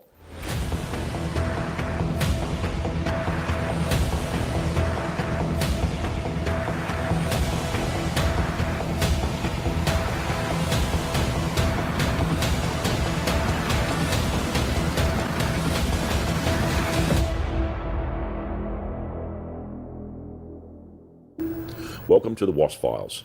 Some of this material may be distressing and viewer discretion is advised. It's well known that Martin Bryant had a lot of issues, which originated from when he was a little child. He was, of course, a happy little boy as a toddler, but as he grew into childhood, his parents started to notice that there were some issues with his behaviour that were in essence antisocial. He used to break some of his toys and it was difficult to deal with. This extrapolated when he entered his teens, and at the age of 16, his parents basically realised that he had some emotional and perhaps psychological issues, and so they... It was 5 months of loving Lainey. Thank you, Lainey.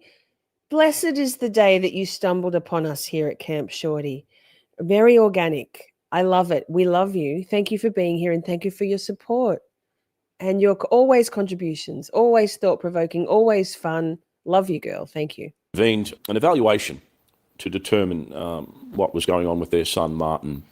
At the age of 16, in 1984, Martin Bryant was evaluated by Dr. Eric Cunningham Dax. Dr. Dax was a world-renowned and very well-respected and regarded psychiatrist, an international psychiatrist. He had originated from the United Kingdom and in 1969 had moved to the Australian mainland. He evaluated Martin, and there's very little information on the level of treatment and evaluation that was carried out. However, there was some reports that he had reported to Carleen and Maurice that Martin was generally of diminished IQ, that he had a dysfunctional personality, an antisocial personality, and that he suggested that Martin be put on some form of disability pension. This was distressing to Carleen because at the time she was upset that he was 16 years old. He had his whole life ahead of him, and she was concerned that his only possibility was to go on disability. She asked the question, does this have something to do with his schizophrenia? And apparently the reply was, it's not as simple as that. So there was some argument, and even to this day, a bit of confusion about whether or not Martin Bryant had schizophrenia as one of his ailments. I've read the psych reports, and they are available to download. They're in some ways fairly nebulous. Some of the evaluating doctors said that he did have schizophrenia, and others said that he did not. I do understand that at the time, Martin Bryant for a time was on medication for schizophrenia that was listed as one of the side effects you shouldn't take if you don't have schizophrenia. So this is once again all yet to be determined, but in essence, Martin Bryant had some issues, and that he was evaluated by Dr. Cunningham Dax at the age of 16. Now, where this has some kind of import is the history of Dr. Dax. As I said, he originated in the UK and moved to the Australian mainland in the 1960s, and at some point made his way down to Tasmania. Dr. Cunningham Dax was associated with a very interesting organisation called the Tavistock Institute of Social Affairs, later known as the Tavistock Institute. Wadir asked, was this our first and last massacre, not including terrorist attacks? Well, we had the Lint Cafe, we had the Hoddle Street Massacre, we had the Bondi Shopping Centre one recently. So there's, I have some, Bondi Beach. I have some very big question marks hanging over all of the above. I think that some of them have been organic domestic terrorism. I don't think Bondi Beach Massacre was organic. That was, in my opinion, very much like this Port Arthur Massacre, a false flag event orchestrated by ISIS, the Israeli Secret Intelligence Service, in conjunction with the Australian government to elicit the same nationwide fear response, global, given the state of global geopolitics at the moment, like shit is popping off and it's all to do with Israel. You might recall that very quickly after the Bondi Beach massacre, Muppet Albanese announced new stricter gun control legislation. We've just seen the anti-Semitism and anti-hate speech act be shelved because of lack of support from the Greens, because they wanted, thank God, they wanted all religions to be included, not just the ones that were included. So these events, it's horrifying to think that these events around the world, I would say the majority of them, Dunblane, Bali bombing, London bombing, Christchurch massacre, the synagogue thing in New Zealand, these are all, in my opinion, and I'm researching all of it, but there are some very similar hallmarks that run throughout all of them, including survivors who are at more than one of these events around the world. These are orchestrated to perpetuate the event, fear, solution cycle that the governments put in place to manufacture consent for changes in legislation, laws, and what society will accept: surveillance, digital ID. So it's horrifying. 9/11 to justify wars. Like, it's all connected. So, good question. But this Port Arthur massacre was the biggest mass shooting event in the world at the time. And before you got here, Vadir, I mentioned the fact that the gun law reforms were, so the hypothesis is, and I subscribe to this idea, is that this and all of the ones I mentioned, Dunblane, all of them, are part of 2030 agenda to disarm the population, to create fear, which then results in compliance by the global citizenry, to usher in the globalist agenda of Agenda 2030.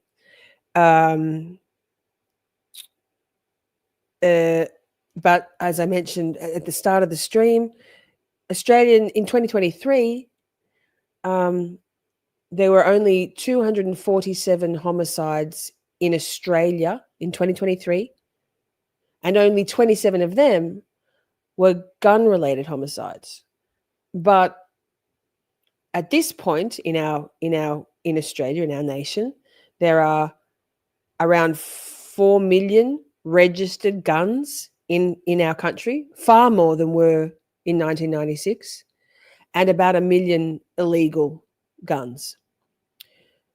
But still, only 2 years ago, 27 out of 28 million Australians, 27, gun crime isn't a problem in Australia, and most of those 27 were gang-related, drug dealer-related, bikie-related, or domestic intimate partner stuff on farms.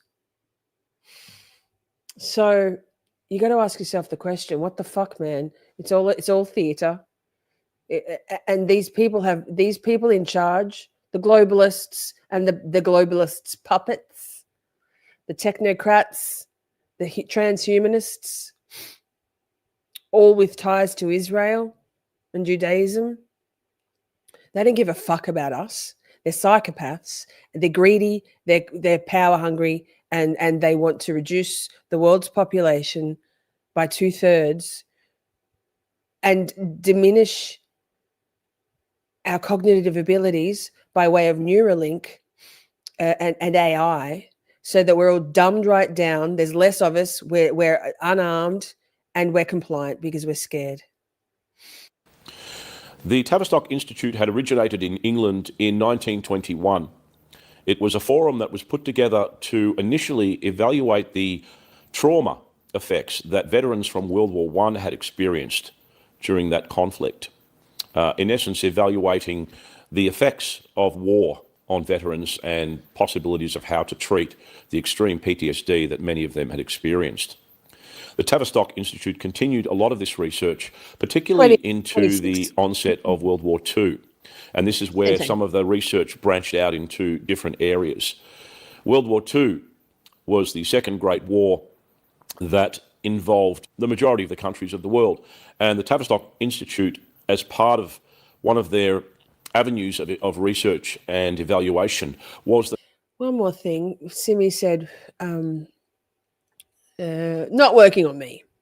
So the bell in life, in statistics, there's generally what's called a bell curve, right?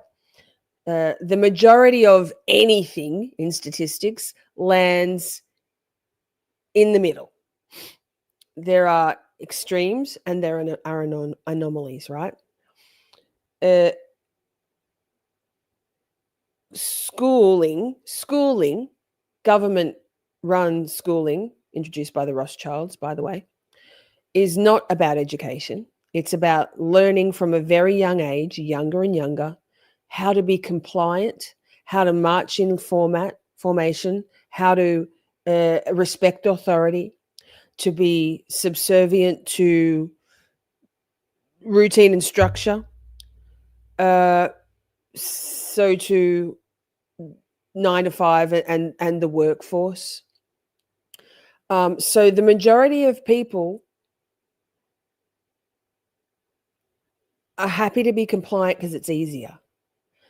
We've been fed for forever convenience and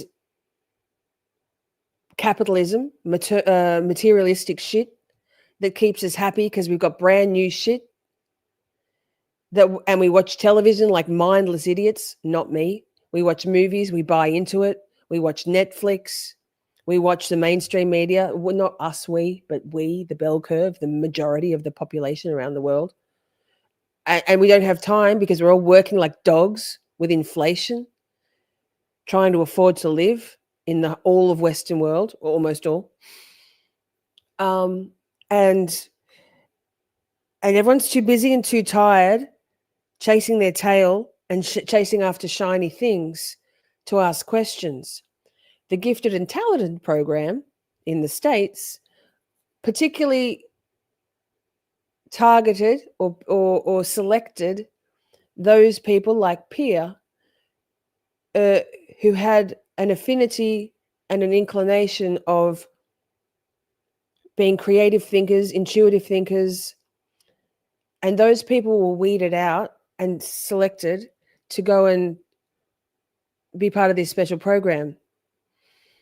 Many of them, like that channel I dropped in the chat before, Imagination Podcast, there's harrowing tales. Not everybody, but people having gaps of their memory missing from those years in the Gifted and Talented program, but wanting to harness, because CIA and MK Ultra, Mossad, Gifted and Talented, all linked. That was a recruitment place for people who were more likely to be, in terms of their brain functions, susceptible to mind control. And then you see, and the bonus of traumatizing those people, many, to the point that they then end up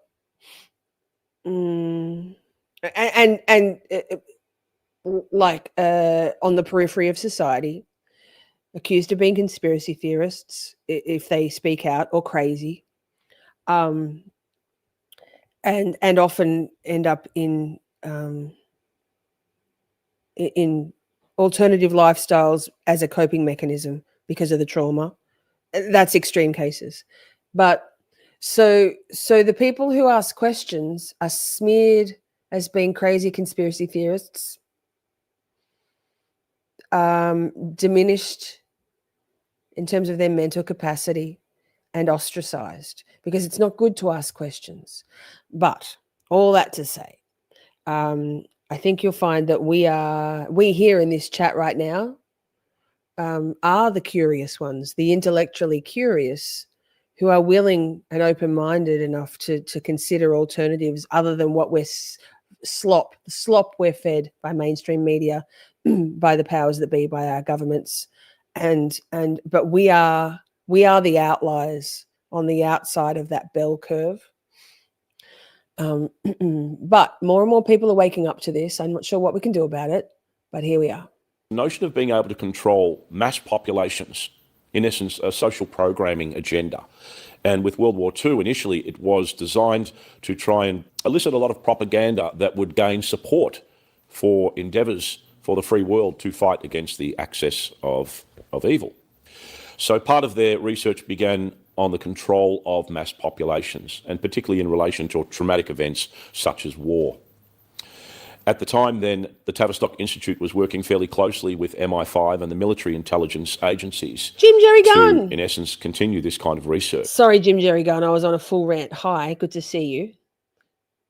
And that's where they had enlisted the services of many well-regarded psychiatrists and psychologists and doctors to be able to carry out experiments in relation to this kind of activity. Dr. Cunningham Dax moved from the UK to the mainland in Australia and then down to Tasmania in 1969.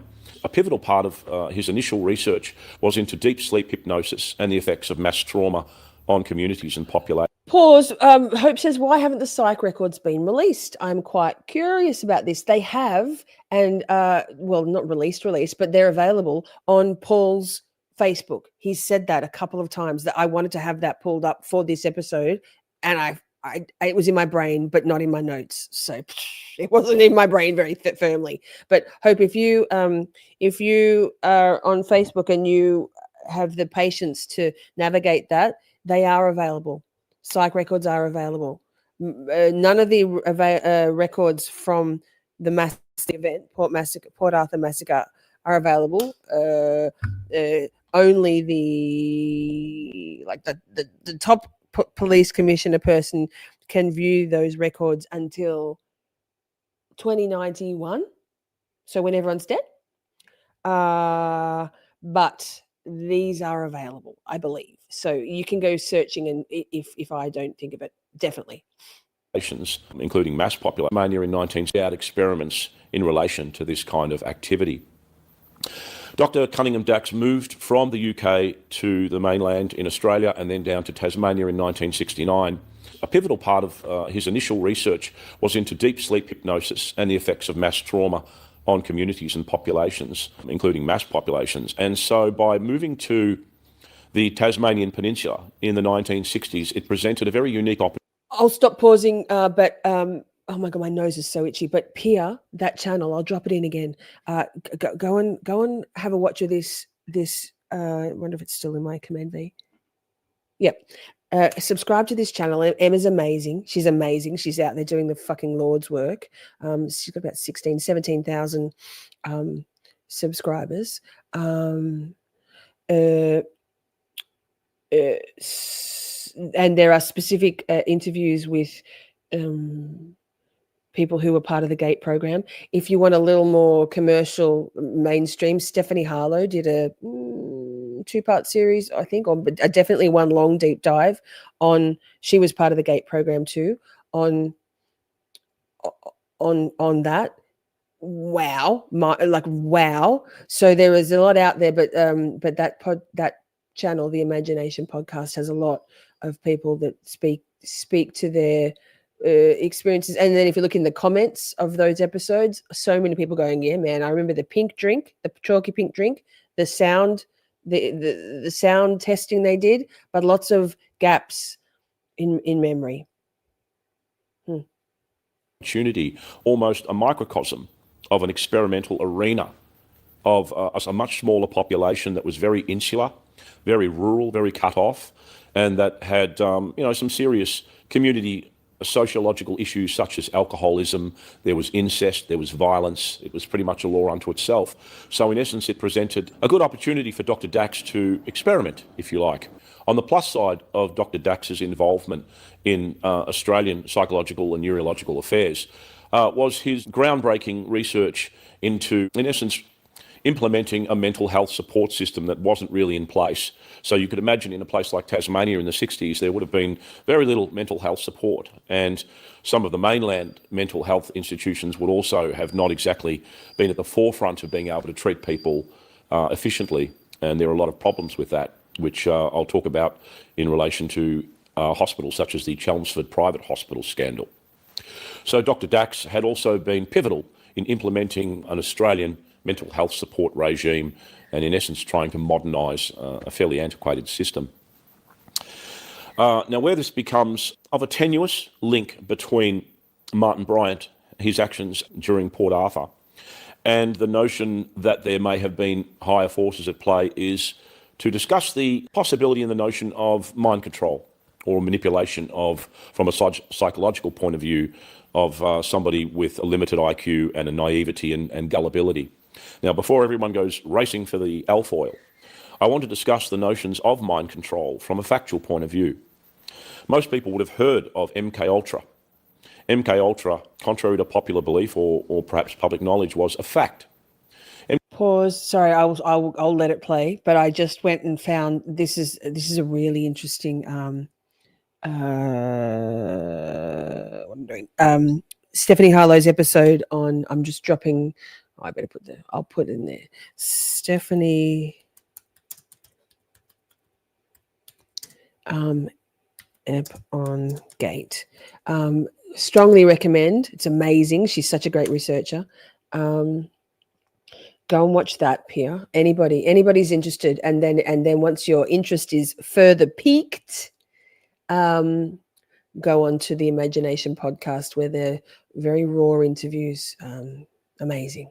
MKUltra was associated with Tavistock Institute and was implemented by the Central Intelligence Agencies way back in the 60s when they were known as the OSS, the Office of Strategic Services. This came about because during the conflict of the North and South Korean War, in which the United States was involved in the 1950s, American prisoners of war were returned from captivity, and once they were debriefed, it was noticed that they were exhibiting some very disturbing signs that seemed to suggest that they had been, in essence, brainwashed. They were spurning, Western ideals and capitalism and the notion of the free world, and in essence, some of them defected back to communist states. So this was the precursor to the notion of what they called the Manchurian Candidate. A film was made in the 1960s with Frank Sinatra and Janet Leigh, which was, in essence, dramatising that notion that soldiers had come back from the war and had been unwittingly experimented on by the North Koreans and turned into unknowing and unwilling assassins that could be triggered with certain code words or sounds and then become assassins but have no knowledge whatsoever of what they would have just carried out. If we may proceed with the demonstration. Raymond.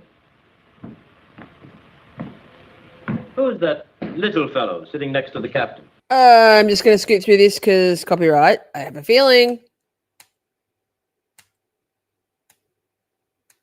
Sorry, but I'm not. What you ought to do is to write to Sergeant Shaw. Why do you not You wrong ought with to me? write to him and see if anyone else is having dreams like yours. Yes. So the CIA had implemented, in essence, a mind control program which came under the code name MKUltra. Now, this was fact. MKUltra originated in the 1960s and was involved in illegal experimentation on US and Canadian citizens. And this involved everything from the use of psychotropic drugs such as LSD to verbal, physical and sexual abuse, and also deep sleep hypnosis, psychological programming and breaking down of the will to be able to control an individual. Congress shut down MKUltra once this came to light in 1972 because they realised that these experiments were unlawful, were carried out in some cases against people that had given informed consent and had also unwillingly been involved in these experiments without their knowledge.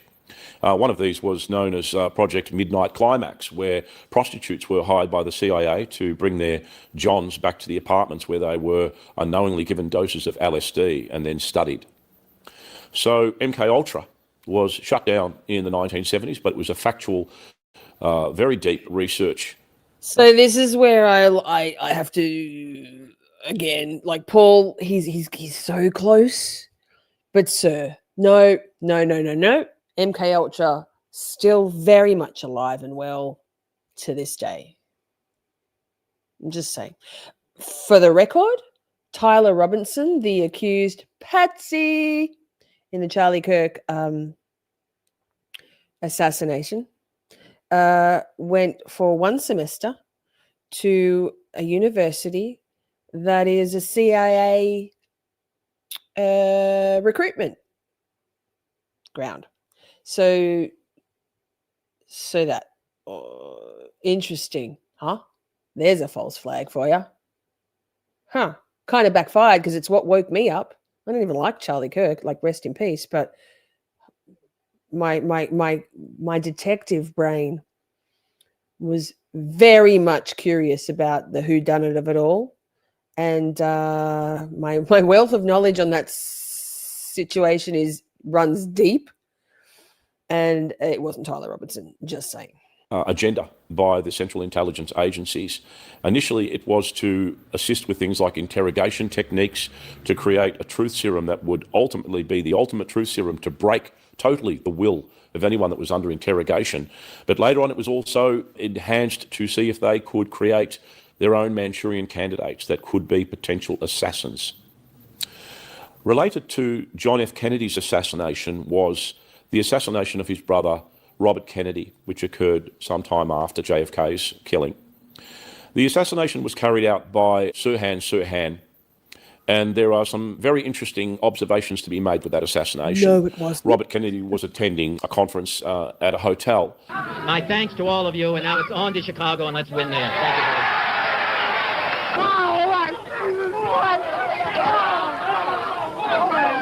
Interestingly, JFK and RFK were both very much keen on transparency and accountability for Israeli/Jewish funding and intervention into US politicians, and foreign agents, both of them.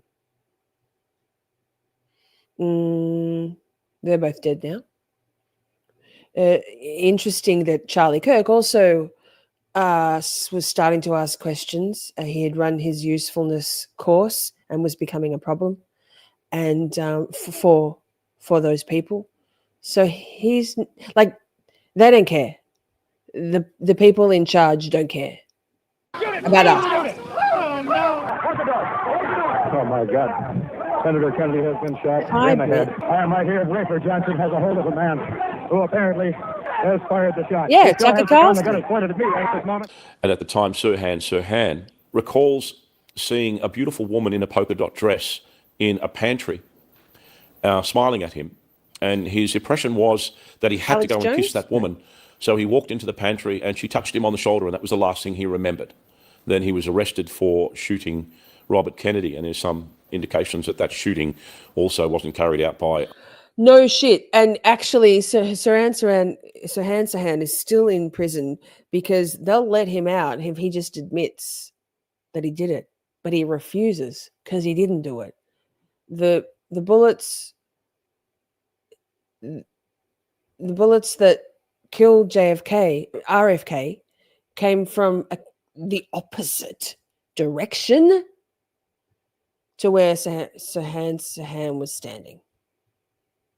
A lone gunman. I started searching for coffee. That was all what I wanted to do. And I found some. In the kitchen area? But where, I don't remember, sir. In a kitchen-type room? I don't remember where I saw it, but I remember getting the cup. It was a shining... Large urn? Urn. And there was a girl there. No, I don't remember much what happened after that. You don't remember? I don't remember. Do you remember anything? other than the choking and the commotion. I don't remember that. So what do you remember about the shooting, if you're willing to talk about that? I was there, but I don't remember the exact moment. I don't remember pulling my gun out of my body or whatever it was located, and I don't remember aiming it at any human being. I don't remember any of that, Mr. President. And I've said that from the get-go. When investigators visited Sirhan's apartment, they found a diary in which was written over and over again, I must kill Kennedy, I must kill Kennedy, I must kill Kennedy, I must kill Kennedy. So the classic woman in the polka dot dress is considered a possibility that Sirhan may have been an early recipient of the MK-Ultra mind control program, or specifically Project Artichoke, which was designed to create unknowing and unwitting assassins that could be triggered with an icon like a woman in a polka dot dress. Related to that is another factual incident involving a very young man who had a very high IQ of 148 at the tender age of 16.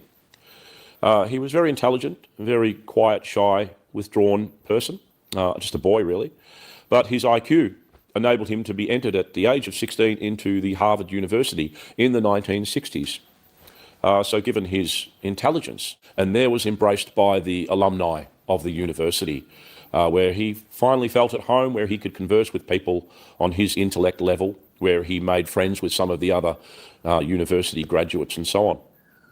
At some point during his tenure at Harvard, this young man came under the tutelage of Professor Henry Murray, and they became, almost friends.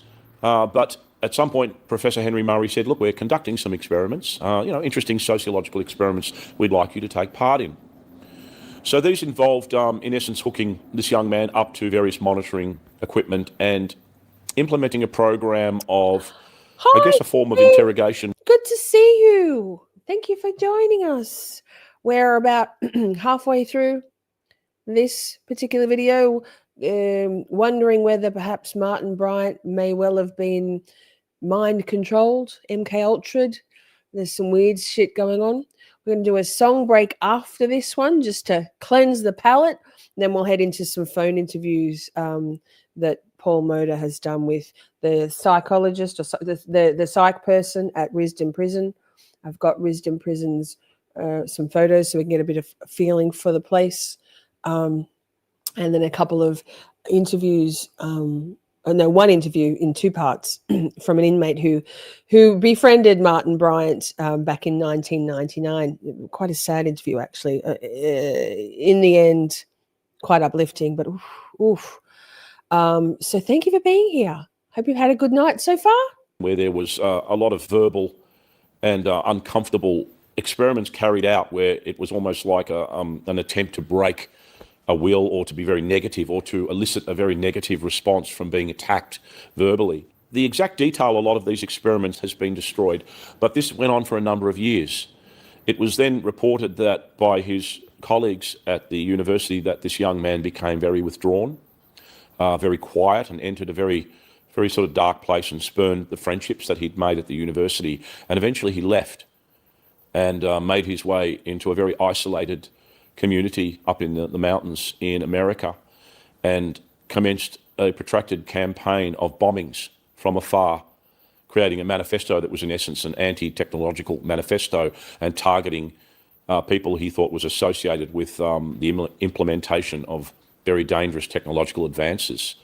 This young man was Theodore Kaczynski, commonly known as the Unabomber. So once again, it may seem to be a tenuous link, but the factual occurrence remains that he was involved in these experiments with Professor Henry Murray, and it was later discovered that Professor Henry Murray was working with the OSS, the Office of Strategic Services, which was the precursor to the CIA. So in essence, these experiments that went on for a number of years, of which we have very little information about what they actually entailed, may or may not have contributed to a young, impressionable and very intelligent man becoming a ruthless and lethal bomber who killed and maimed many people. Was MK-Ultra in Australia? We're taking a big leap between some of the aspects of the intelligence agency. No, Paul, I'm going to refer back to that Imagination podcast, which I dropped the link in a couple of times. Strongly recommend. Emma has guests, interviewees on from New Zealand and Australia, talking about their experiences with MK Ultra and mind control and sex trafficking, sex slavery. It's all linked. It's all linked. It's all connected. So yes, absolutely, Paul. Paul, we got to get you over the line, mate. You're so close. She's over there in America and Australia. So we know that Dr. Cunningham Dax had come to Australia in the 1960s and was carrying out some of his research into deep sleep hypnosis. Our very own ABC released a report, which is available online, where academic papers had surfaced that in 1960, Professor Martin Bryant, who was an American psychiatrist, had travelled to Sydney University and undertaken a conference, in essence evaluating and doing experimentations and research into deep sleep hypnosis and the effects of being able to create normal individuals under hypnosis to undertake acts of antisocial behaviour up to and including attempted murder. This professor had come to the conference and had worked with Dr. Peter Sheehan, who had basically been introduced to Martin Bryant and Professor Philip Sutcliffe. And they were basically told, look, we're doing these experiments. And so these involved hypnotising people and, in essence, creating an... Jenny, you know what? I think he looks very dapper as well. I love his outfits. He actually is a security guard and a bouncer for work, as well as being a filmmaker. Obviously, there's not much money to be made in filmmaking and this stuff. He runs this at a loss. I must make a donation to his Buy Me a Coffee. I also run my operation at a loss. But I always, because I don't know if you could hear, but in the background there you can hear the currawongs. They're like magpies. He's at home. He's at home talking to his camera, but he's got his. I suppose I always wear my special outfits and my court blouses and shit for streaming. I always think, dude, you look really uncomfortable. Very, very sharp looking, very a fish, very professional. But yeah, he's cool. Environment where they were given a parameter of having a dangerous experiment. So they were told, for instance, you're holding a vial of nitric acid, and there would be someone standing across from them, and at a hypnotised signal, they would throw what they thought was acid into the face of the person opposite them, or that they would pick up and handle what they thought were venomous snakes. This was designed to, in essence, confirm that hypnotised individuals, under certain circumstances, could create very dangerous aspects of antisocial behaviour. Peter Sheehan later found out that he was unaware that Professor Martin Bryant had been funded by the CIA's MK-Ultra program. So this was carried out in Sydney. At the time, there were 5 major hypnosis research centres in the world. 4 of them were in the United States. The 5th one was in Sydney, New South Wales. So there is a link between the activities of the CIA, the Tavistock Institute and MK-Ultra, which in essence was a social programming, mind control agenda that was carried out. And a very tenuous link through Dr. Cunningham Dax to Martin Bryant. Does it mean that Martin Bryant was perhaps MK-Ultra'd? Once again, it's a huge leap of conjecture, but I felt that it was important to explore that link. Interestingly enough, a few weeks after... Actually, you know who also has the link to that Tavistock? The guy who's allegedly carried out the Dunblane shooting, which happened 6 weeks before this in the UK, in Scotland. He went there. He visited there, that guy, to that MK-Ultra facility, Tavistock. Patsies, all the patsies getting MK-Ultra'd. Fuck. The Port Arthur Massacre, a young man by the name of Dion Gary Yost, who was 23, carried out an attempted mass shooting in the Northern Territory in a town called Palmerston, where he injured a civilian and 4 police officers. Dion Yost went to the same high school that Martin Bryant had attended some years earlier. So, once again, coincidence, but the notion that 2 potential mass shooters came from the same high school in Tasmania around the same time. I'm sorry, what? Suggests the possibility that there wasn't... Did you hear that? 2 mass shooters came from the same high school in Tasmania. Well, that's weird. That's suspicious. Environment where that could be created. All of this material is available online, so before anyone starts throwing around claims of tinfoil hat and conspiracy theorists, they should at least acknowledge that there are activities that are undertaken by not only governments, but our intelligence agencies and foreign intelligence agencies that do affect some of the activities that take place in our own country, and that some of these were carried out illegally, unwillingly, and were, in essence, experimentations on the civilian population. Fussy. So it's just a component. You could argue that Martin, given his fragile psychological state, that he was of low IQ, could be easily manipulated, gullible, be made to take part in what he thought was some kind of counter-terrorism exercise. Same era. What was it, Palmerston? I'll Google it while we're watching the rest of this. I'll Google it and see whether that was at the same time. I wasn't paying close enough attention as to whether Paul stated the date. Walk and talk chat. What I discussed in a previous episode, and that he would be the perfect recipient given his antisocial behaviour and his problems, and also the circumstances of him being able to procure firearms and wealth, to be able to be, in essence, the perfect patsy. So were there other forces involved? Once again, we would need a thorough, deep dive investigation to determine that. As an afterthought, a few years ago, the Australian Federal Police, our own Australian Federal Police, came under parliamentary questioning in regards to their activities to a 13-year-old Muslim boy whose parents had become concerned because he seemed to be going down a path of being radicalised, becoming a radicalised Islamist.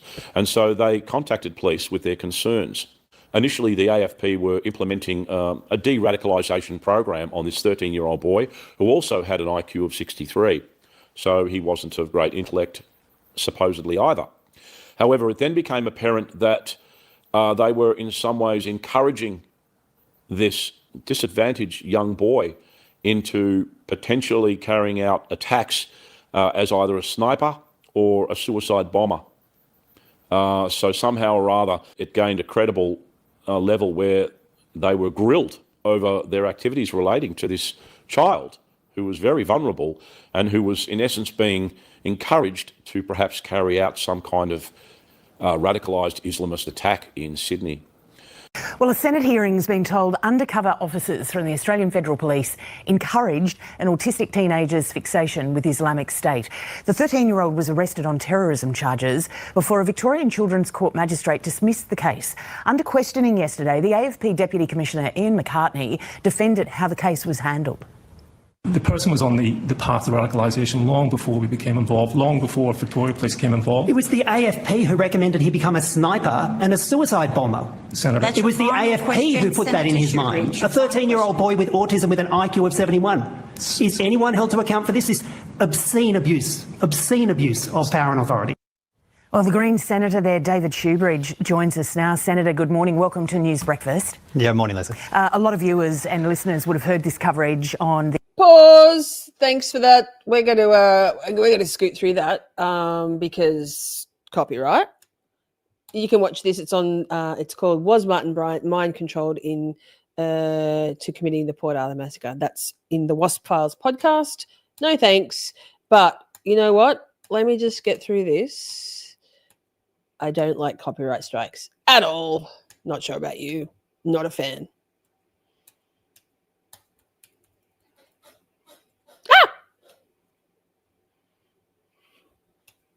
An agenda that might not be in the best interests of their citizens.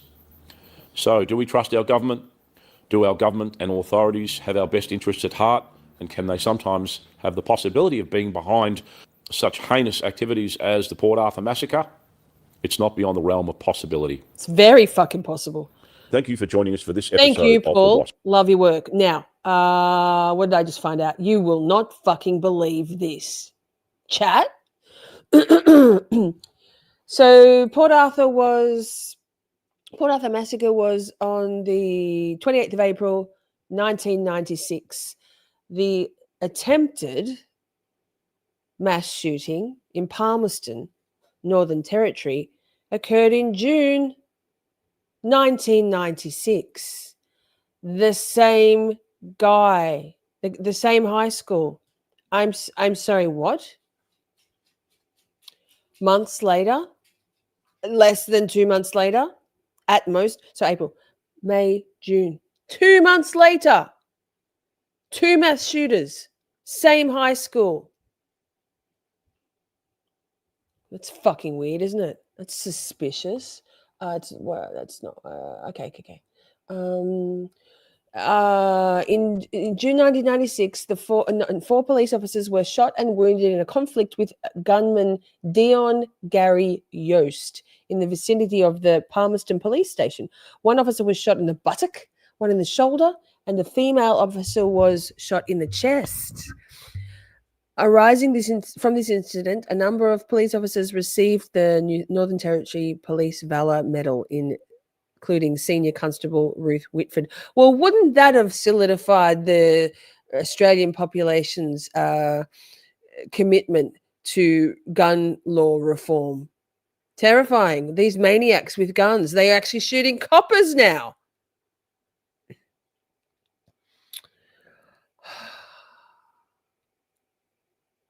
Fuck.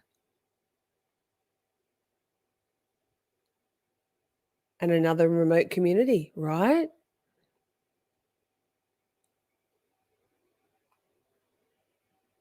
Peer. I've opened a rabbit hole for you. Look into it. Could be some answers there for you.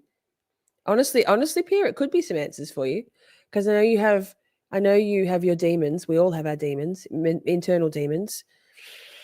Look into it. There it is. No attempt to even hide the manipulation. God.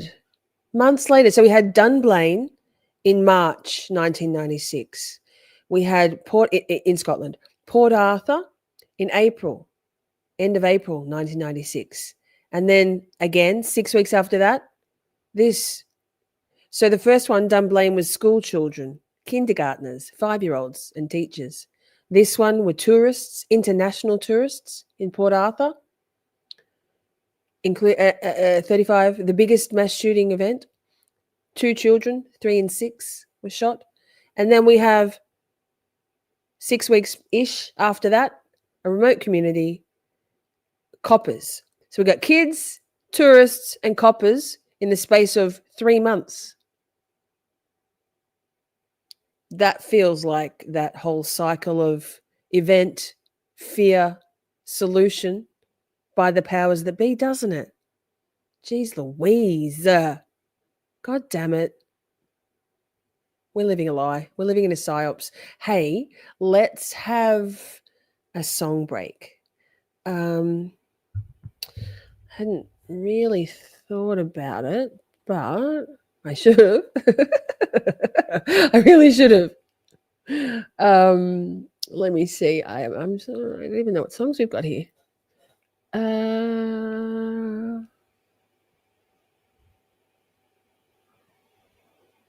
Okay, I've picked one for us. I'm trying to pick some out of the box ones. Let me do this. Oh, and this. And this. Now some music. The Supreme Leader decrees it.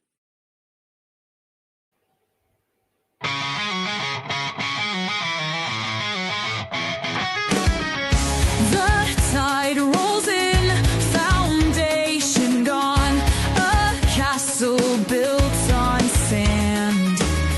What goes around, it comes around, watch them now imploding, unraveling in a spiral, universe has you covered, rise up in grace and dignity, thriving in power.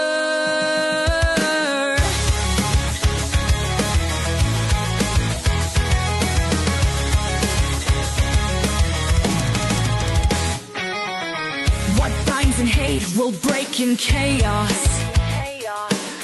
Their jealousy, their gloom. Karma turns it into solvent, rush it through and through. Unraveling in a spiral, universe has you covered.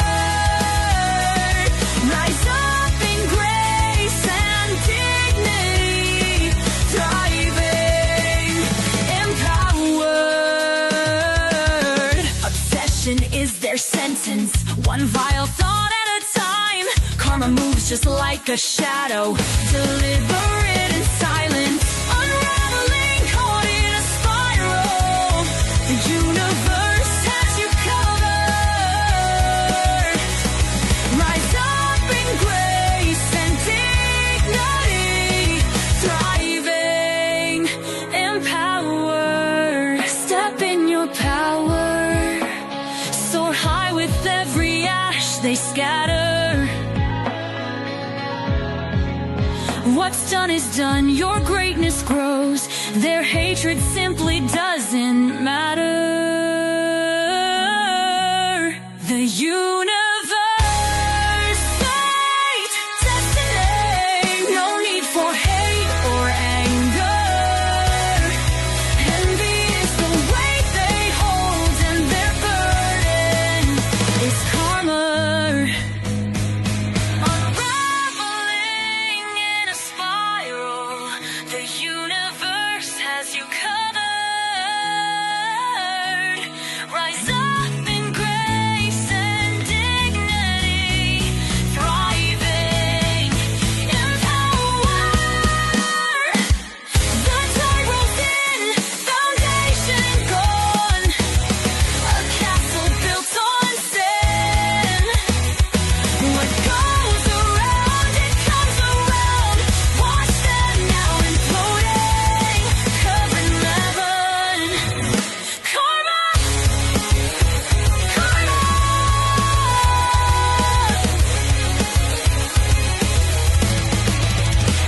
Karma. Boom. Boom. Boom. Simi said, fun fact, Suno's vocals for aggressive rap sounds a lot like Cardi B. Carry on. Cool. I've written a couple of songs, tried to in the last month. They were kind of shit. So I just abandoned. My brain's doing other stuff, obviously. Obviously. So where were we? Thanks everyone for being here. Let me get it all back to what it should be. Ta-da! We're back in Port Arthur. Oh.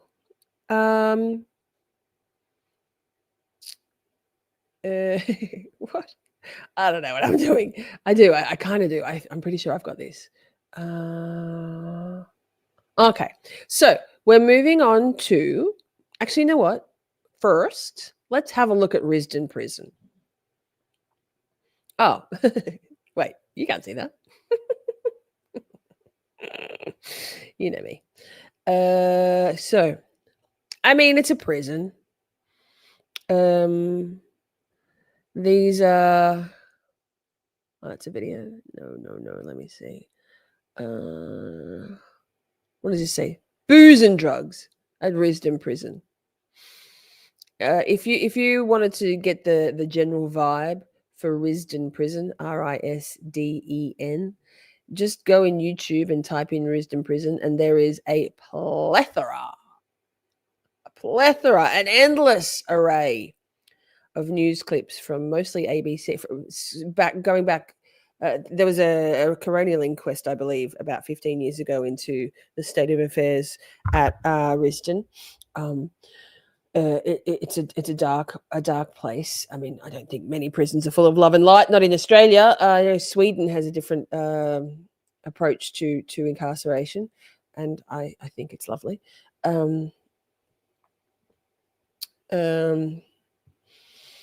Shelley's over on Kick. Booyakasha.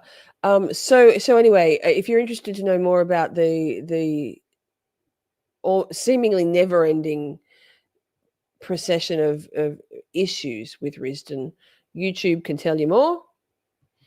But trust me, bro, not a great place. So this is the psych guy that we heard a little snippet of previously, where he referenced Petra being Martin Bryant's handler as just a given, not even up for debate or question. What am I doing here? Am I good? I can't see. I still don't have Wi-Fi, by the way. I don't even care. I think I'm still paying for it, though. I should cancel it. Fuck. That sounds a lot like adulting responsibly. When you're in the prison, did you interview Martin? What's your impressions and viewpoints on him? But yeah, Phil, my impressions were he was fairly dull and uninteresting, and that he had to be told and reminded numerous times about what he had to do and where he had to go.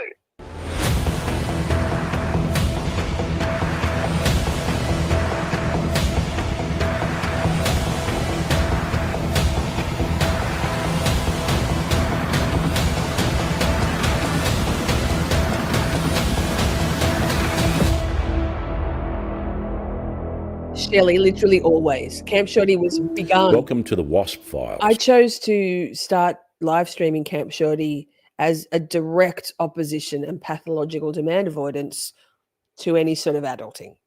And here we are. Thank goodness. Thank goodness I took that route. Some of this material may be distressing, and viewer discretion is advised.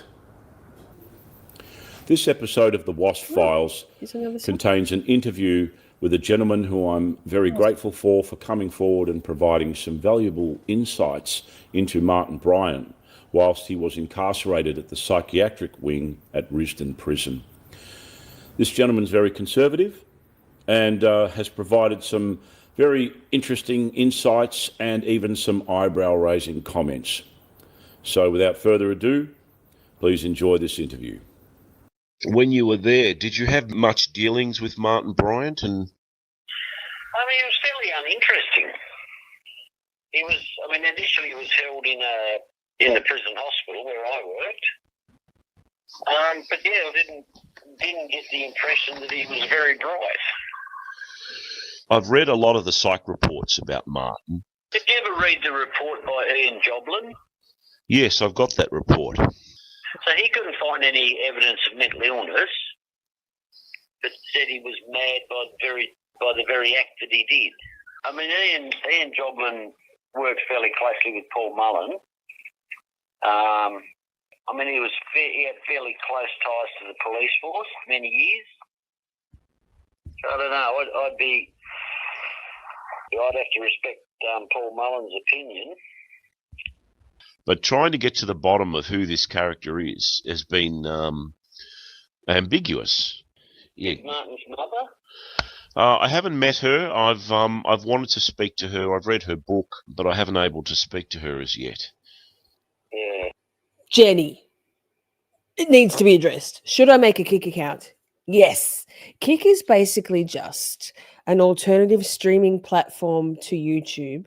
We've had a few live streams in the last month that have been shut down midstream because of what I was talking about. LOL. Under the guise of copyright strikes. Bullshit. Quite interesting. If you go to the history, mystery, and other stuff playlist, you'll see it in real time. But Kick is a copyright-free kind of. It's a bit like the wild west of streaming. So I now stream simultaneously on YouTube and Twitter and Kick, just in case we get shut down. It's super fun. As you can see what I'm putting up on the screen, there are animated emojis. It's a lot of fun. It's probably an easier chat feature once you get it's a little different, but definitely make an account, and if my channel happens to get shut down completely because of the conversations we're having of late, I will stream there. And we also watch movies there and stuff. We haven't done it for a while, or documentaries and docu-series that we can't watch here on YouTube because of copyright. So yes, definitely get an account. Simi's only a recent convert. We finally convinced her. And it's fun when I'm playing music also to have Kick because of the moving emojis and stuff. So I love it, Simi. Yes. And Jenny, if you don't have Discord, that's another one. Simi's also not new to Discord, but was uninitiated into Discord. We have a beautiful Discord. So does Simi. So does Shelley. That's another one I'd recommend. It's like Camp Shorty and friends when we're not streaming. So let's get back to it. Good question though. Sorry, as I understand it, he didn't have a very good relationship with his mother. She loved him, but I don't think she knew how to handle him. Yeah. he probably presented a few challenges for her. Yeah. There's also like the question of whether he actually did his father in. Yeah, that was an interesting one. I looked into that fairly carefully. The thing that suggested it was suicide. Muted. Jenny, if you shoot me an email, there it is. Shelley just popped it up. It's Miss Shorty, all one word, @gmail.com. And I will send you a link to join, an invite link. We don't put it into this chat because it's a long story, but we don't anymore. So if you've got a different name on Discord, just let me know that you're Jenny on YouTube and hop on in. Alternatively, if you're in Shelley or Simi's Discord, they can send you an invite link. So easy peasy. Side was that Maurice had gotten his affairs in order. You know, he sort of changed all the accounts into Carlene's name.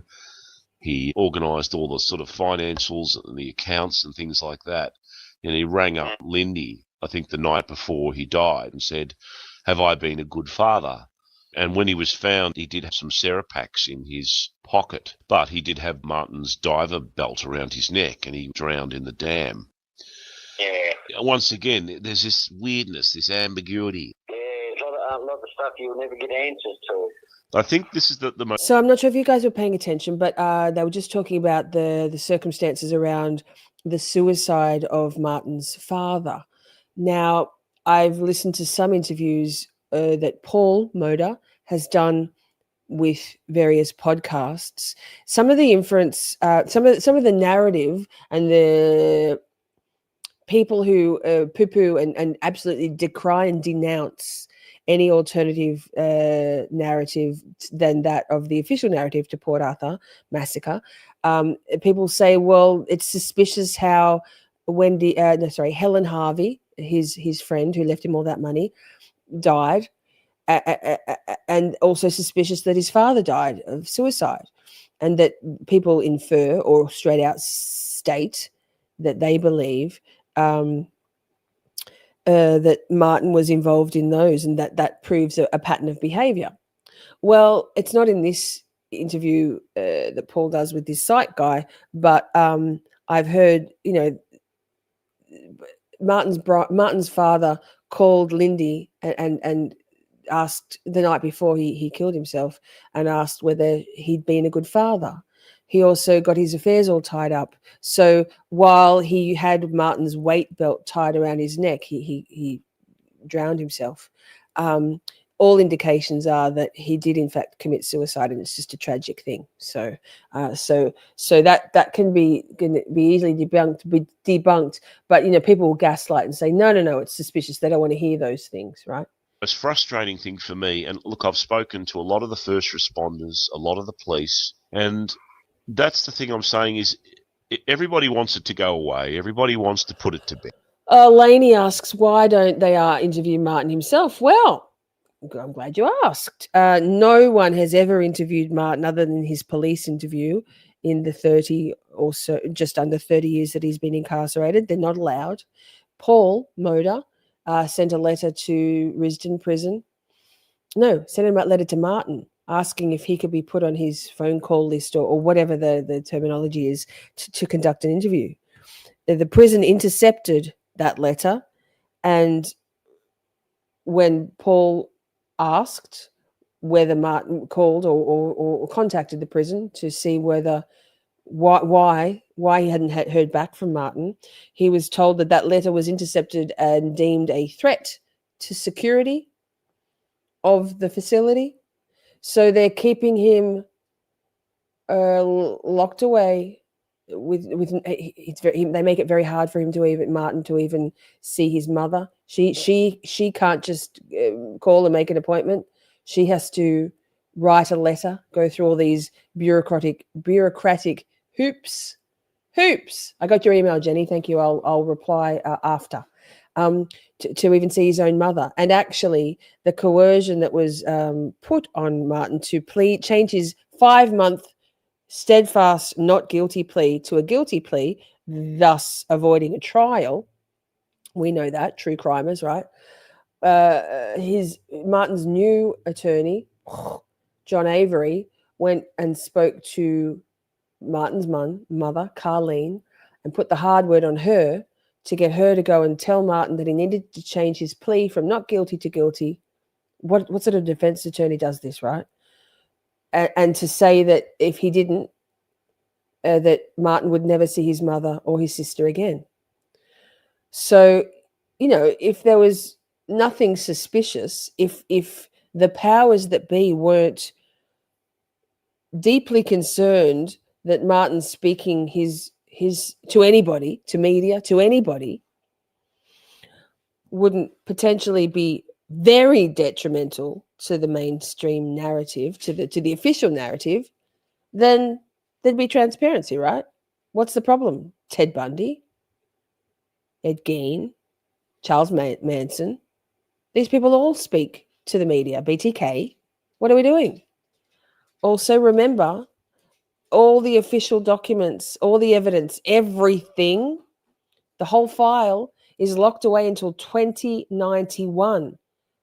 100 years almost. It was 35 years, and then they added another 70 on. Like, that's weird, isn't it? Sunlight is the best disinfectant. It's just a bit odd. So, good question. No one wants to dig up old scars. It's just that there's not enough answers out there. Yep. Same as Dunblane. Petra has disappeared. I would dearly love to speak to Petra. As I understand it, she is still living in Tasmania, maybe under a... Yes, there are civil rights laws, but they're being heavily violated. Paul Moda, the WASP files, is in the process of whatever the terminology is. He's trying to get a civil rights suit going, and I think he speaks about that in the interview we'll listen to next, which is our last segment. I don't think we probably won't listen to that interview that I've linked. I remember I said at the start, it's linked in the description box. A very good interview I listened to this morning that Paul did with another Australian podcaster called, I think it's called 3000 podcast. Anyway, that's linked in the description box. It's a great interview. Strongly recommend. If you want to hear it. We probably won't watch it tonight, but yeah. I mean, think about fucking civil rights, pish posh. What about Richard Allen? Good God. Different name, or she certainly lives in a quiet part of Tasmania. That's what I've been told. But she has disappeared. I can't find her. Nobody can. No one seems to lock down who this guy actually is. I'm trying to see him in prison, and the hammers come down. They will not let me see Martin Bryant. And it's like, why? Why can't somebody go and talk to this guy? Yeah, I think they're keeping a fairly tight lid on it all. Well, that just makes me go, that's what makes people kind of go, well, what are you hiding? Who said he had to learn how to push a broom? One of the inmates said he was really, really dumb. Yeah. But then other guys said, well, we played chess with him. Did you ever get to speak to John Avery? John Avery. Lainey, yes. This WASP files, all of this, I think the oldest video is 10 or 11 months ago. This is all happening now, although Paul Moda has been delving into this for 9 years. So, I mean, nothing will come of it. There are huge things at stake. This is government, CIA, and globalist involvement in this event. It will, and the media. This will, in the cover up. This will never. They will make sure that this never comes to light. The truth. No, I haven't. John Avery, I'm also not a big fan of, I have to say. I mean, he's been proven to be criminally a bit dodgy. These guys, I just get the impression they're not telling the full story. Nobody has that final information. Yeah, it's probably worth talking to John Avery, though. I mean, he spent a lot of time with him alone. He did, and he supposedly extracted the confession. Yeah. Oh, look, I talked to John Avery. Sorry to pause, but John Avery, if you recall, if you missed it, it's in, I think it was in episode 1. Yes. We watched a clip, got myself a copyright strike for it, actually. Not a strike, just a demonetization. I don't care. My 12 cents are fine. I'll be fine. But John Avery, after this, was actually disbarred for misappropriating, stealing, thieving client funds. I think 400,000. So this is not a man with integrity. Martin Bryant's original defense attorney, who was just like a legal aid, like a court appointed. So was this guy, was swapped out for John Avery, who within, I think it was 6 weeks of him being appointed as Martin Bryant's new defense attorney, had ensured this guilty plea after 5 months of Martin steadfastly saying not guilty. And think about it. We're true crime people. We're trial watchers, right? What decent, fair, true, and with integrity defense attorney is coercing their client to plead guilty? That's no defense. That's no defense. That's unheard of. And obviously, on the take, John Avery. I wonder. So anyway, See what you can get out of him. I'll give him a go. I've been a bit critical of John Avery, so maybe he'll just say go away. But I'll certainly give it a go. Yeah. When you're in the prison, did you interview Martin and get the chance to prescribe his conditions and things like that? What's your impressions and viewpoints on him? Look, I didn't have a lot of contact with him because mostly it was the nurses and the officers. But yeah, he's fairly dull and uninteresting. I tended to sort of oversee the arrangements and not have daily contact with him. But yeah, Phil, my impressions were he was fairly dull and uninteresting. And that he had to be told and reminded numerous times about what he had to do and where he had to go. You know, was he open about... Think about that. When you hear stories of other murderers, it's not often that they're described as being dull and uninteresting, is it? You'll get other descriptors like evil, I don't know, like I can't even think right now, but or conniving or manipulative, or what are they? I've never, in all of my literally 45 years or almost over 40 years of being a true crime person, heard anybody describe a mass or a serial or even a single murderer as being dull and uninteresting. It's unheard of. Talking about what he'd done, and did he say, "Oh yeah, well I did this and I did the shooting and da da da," or was that really a topic that never really came up? It didn't really come up because we were cautious of not influencing the judicial process, and it wasn't just with him; it was with any inmate. We tended not to talk about their guilt or innocence. I suppose that would be the protocol. You're there to do your job. Yeah. If I think of anything else, I'll make some notes. It's a really fascinating subject. I mean, half the population probably doesn't want to know about it, and the other half do. Yeah, that's kind of what I'm finding. It's very polarising. Yeah. And as I said, I've dug deeper than most. I've really researched it meticulously. And I've spoken to a lot of the first responders and the police and authorities. I have the greatest respect for them because I'm very interested in their story, how they were affected by things. Because I know that event blew a hole through the whole of Australia, really, particularly the people that were directly involved. And I understand why they don't want to know about it anymore. Yeah. But it is a part of our history. It's a dark part, but it is a fundamentally major part of our history that changed our gun law. And I think it needs to be chronicled in some fashion. But then you've got the other side where you go, well, when they recover the fire.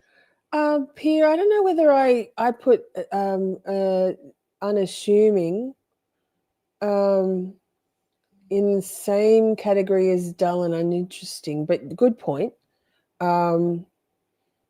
Unassuming, yes, good point. Firearms, they were so catastrophically destroyed that they couldn't really match the guns to the crime scenes or even Martin Bryant to the guns. And that the guns weren't that badly destroyed. Well, I heard that the chambers on the... I wonder, though, is that from a psych perspective or people who knew killers in the real world and those killers were perhaps wearing a mask of unassumedness, like being like under the radar, nothing to see here, like your regular guy. Like BTK again.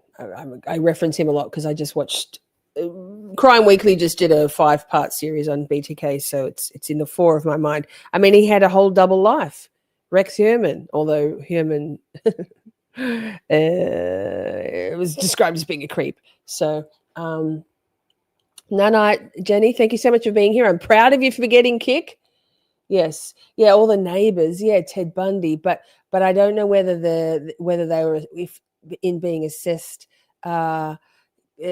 psychologically, whether they would get that same assessment. Absolutely. The people in that's mask stuff, though, right?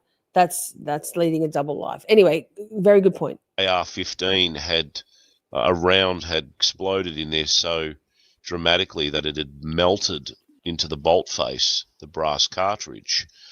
So if you overload a rifle cartridge and it explodes, it will blow components of the guns to bits, but it won't do what was done to that AR-15.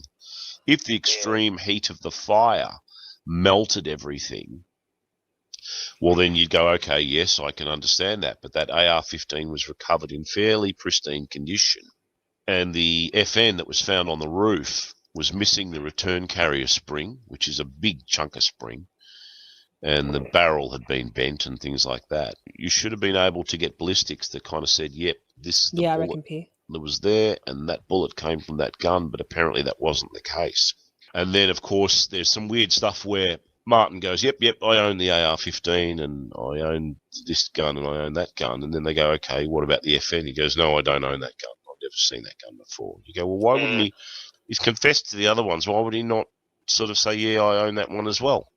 We spoke about that last night, I think, where usually it's my understanding that usually good liars tend to be above average intelligence. It takes an intelligent person to be able to think, have the mental agility and the predisposition, and not a childlike mental state to be able to lie easily and glibly. And if he's already saying, yeah, I own that one and that one of these other weapons, but not one of the ones used in the massacre, like not only, like Paul said, why wouldn't you just say, yeah, I own that one? But there's no utility in a lie like that. And also I can't see someone with an IQ of 66 having the, like I said, the mental agility, thinking quickly on their feet to just lie seamlessly. One of the strangest things was when they went to the Clare Street home. It was a cluttered mess with toys and junk everywhere and animal feces, and except for one room. And the one room was clear of everything but a table and 2 chairs, and on that table was some printed firearm and military magazines. So my question is, who was the other chair for? There were 2 chairs in the room. Petra. Yeah. You think, why would it be Petra? She was his handler.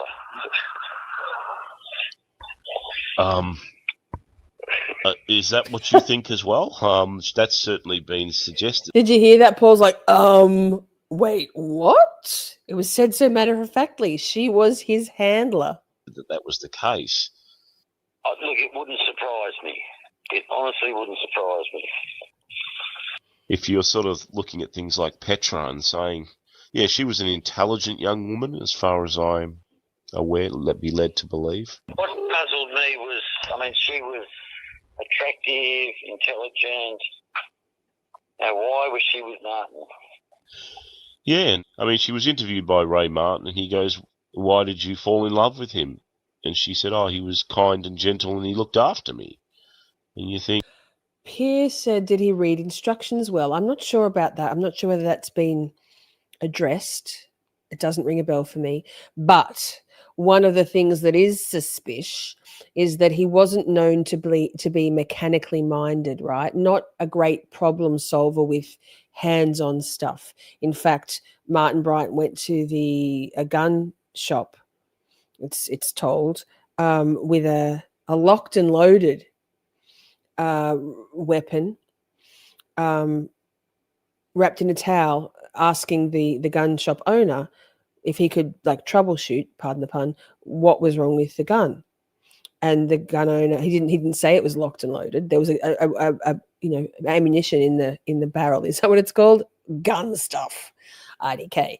And so he couldn't even work out the reason why it was jammed in there. The reason why I think he couldn't operate the gun was because there was a bullet in the chamber.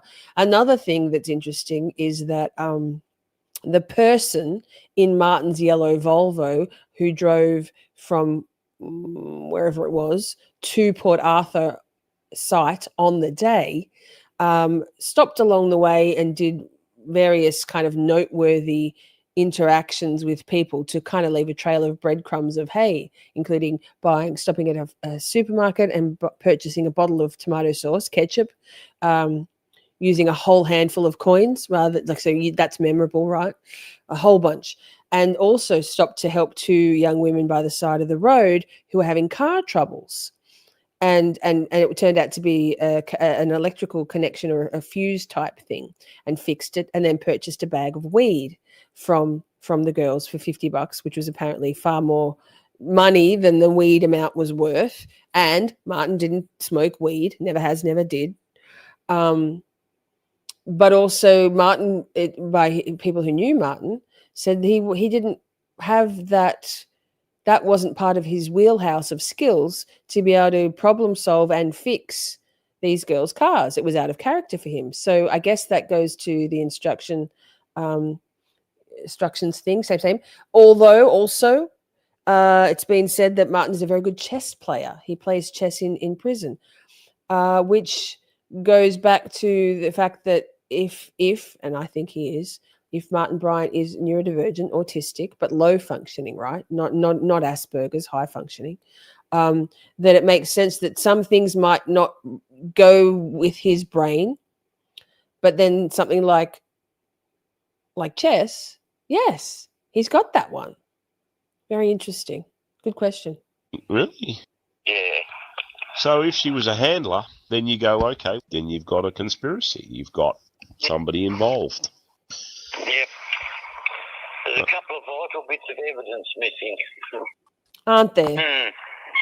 Oh, well, you've jogged my memory a bit. I'll have a bit more of a think. If I can remember any other interesting things, I'll let you know. Please do. Just keep in touch.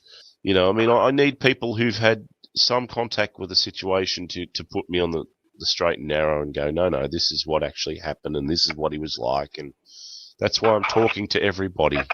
Look, I thank you very much for your input.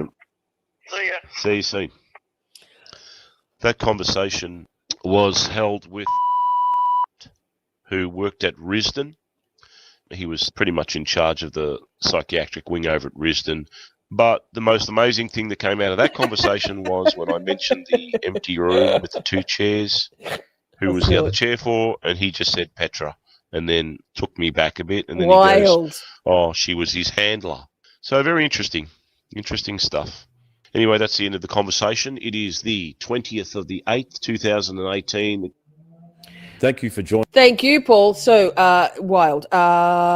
So Paul, this guy, started doing this research in 2016, but the channel itself is only like the content is from I think 11 months. There's stuff from 11 months ago. So for the past year, and it's taken off. He's got like 26 or 27,000 subscribers. Peer tomato sauce. Yes, we call ketchup on burgers, like Macca's, McDonald's.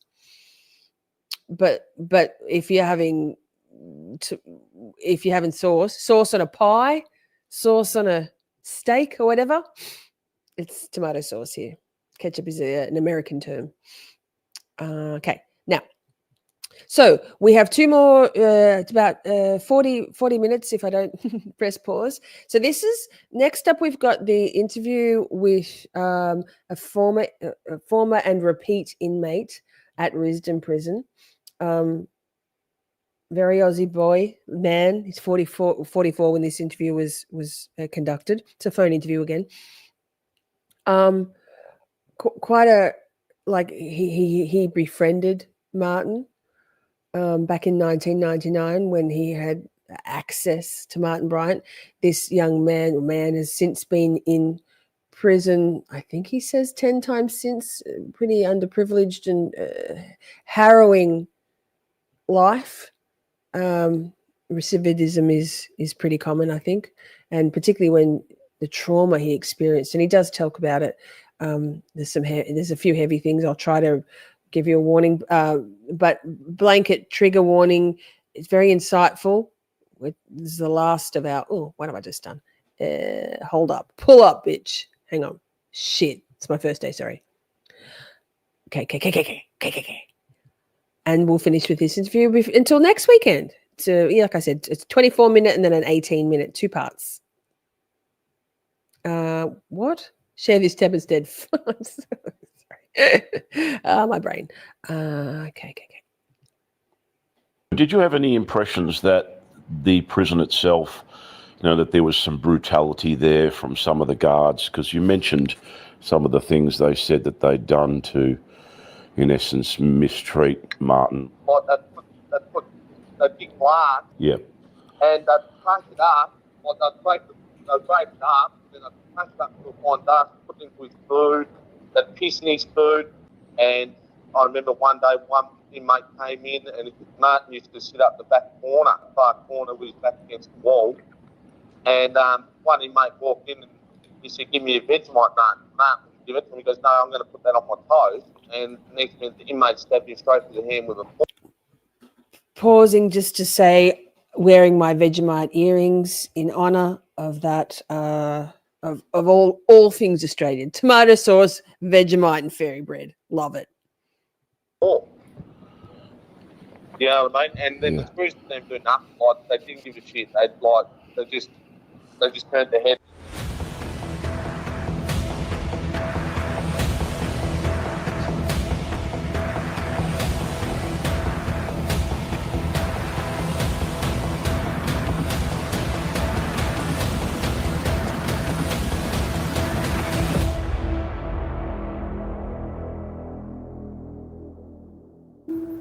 Welcome to the WASP Files.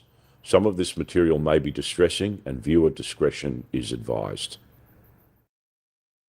This episode of the WASP Files presents the testimony of an ex-inmate at the Risdon Prison Complex. It's raw, very compelling, and it backs up former claims by an ex-Risdon prison guard that Martin Bryant may have been subjected to a deliberate, sustained and protracted campaign of torture, specifically to elicit his confession. I want to thank this person very much for coming forward, because once again they provide crucial, vital evidence which suggests that the mainstream story of the Port Arthur Massacre is not the full story. So tell me a bit about yourself and, how you ended up there and the whole bit. And what happened, I was living in Dimple at the time, just doing my own thing, my girlfriend was pregnant. I got locked up on an FBO case, feeling fine sort of thing. I did because back then, you only had to say get fucked or whatever you know, you was locked up on FBO. Yeah. And I ended up going in there for also 6 months at first. Apologies. Paul is either chewing gum and or eating in this interview. It's like I was struggling a bit. I'm so sorry, but we'll be okay. Time I went in there, and then I was up in the yards, got a bit more white tooth spider and screws up between arseholes, and so I got a razor blade out and I cut the bottom of the heel off. Razor blade. And then they sent me down into the hospital down there, and then next minute they put me up North Wing. I can't remember the number of the cell, but they put me up North Wing, and then I actually looked next door as I was walking up there, and there was Martin Bryant. I was like, wow, he's different to what people say he is, and I was sitting there talking to him. And next minute, he's really soft-spoken, harmless as, you wouldn't hurt a bloody fly, to tell the truth. And I used to get at his door, and I used to sit there and talk to him. Oh my God, it's worse the He's second very, time round. very The chewing. respectful, you know, like never had a bad tone to the truth. And then I was just sitting there talking to him one day, and I just asked him heaps of questions, and he just like, it was like I was talking to a kid. Like I was talking to like a 13-year-old kid or something, you know, like he wasn't right at all, like, you know. And then I asked him why he done it, stuff like that. And he goes, I can't tell you, I can't talk to you, about it, you know. It was like he had like at least bugs or something in his cell, or, you know, something like that, like, you know, like he's real weird about it. I've spoken to a couple of other inmates that suggested that he's watched quite a lot, and what he says to other inmates is monitored. Yeah. Like he can't, like it's like he can't talk about it, because if he talks about it, it's like there's someone watching him 24/7, or, you know, he's going to get bumped off, or, you know, something like that. Like he's actually scared. Like he's like really, like when I was in there, it was like he was petrified, you know, like some of the inmates, like, you know, when I was in there, like I thought it was pretty shit, because I had to go with a couple of inmates in there because. Lainey, go and watch a movie. This is 3 hours 15 into the live stream. So yeah. So if you scoot through to 3:15, you'll be able to watch the rest. If you can tolerate the chewing, oh my God, it's killing me. It's worse this time. I was in my car and driving, so it wasn't so audible. Yeah, we've got this. But enjoy your movie. You go into the hospital library, and it's like a little cell. And every time he'd go in there, like, it was like he was in there to hide, but I'd go in there and I'd smack him up with books and stuff like that. And I said to him one day, hey, like, fucking leave him alone, like, you know, it's like he's a kid in the man's body, you know. And then I said to him one day, I said, Martin, I literally said it to him, I said, Martin, I said, right next door to me in the West Wing, and I said, shout out Kevin, legend why Kev. do it? Like, what's the go? Like, why do it like that? And he goes, no comment. And, you know, like, he was real, like, a timid, like, he couldn't tell me, like, anything. Yeah, he didn't want to talk about anything. It was like his brainwashed, like, literally brainwashed. And then he had a bloke.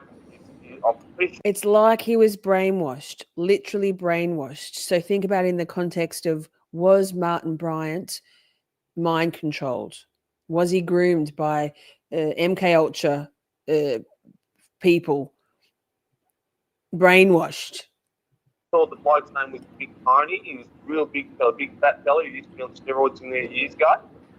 I don't know if he's still alive at the moment.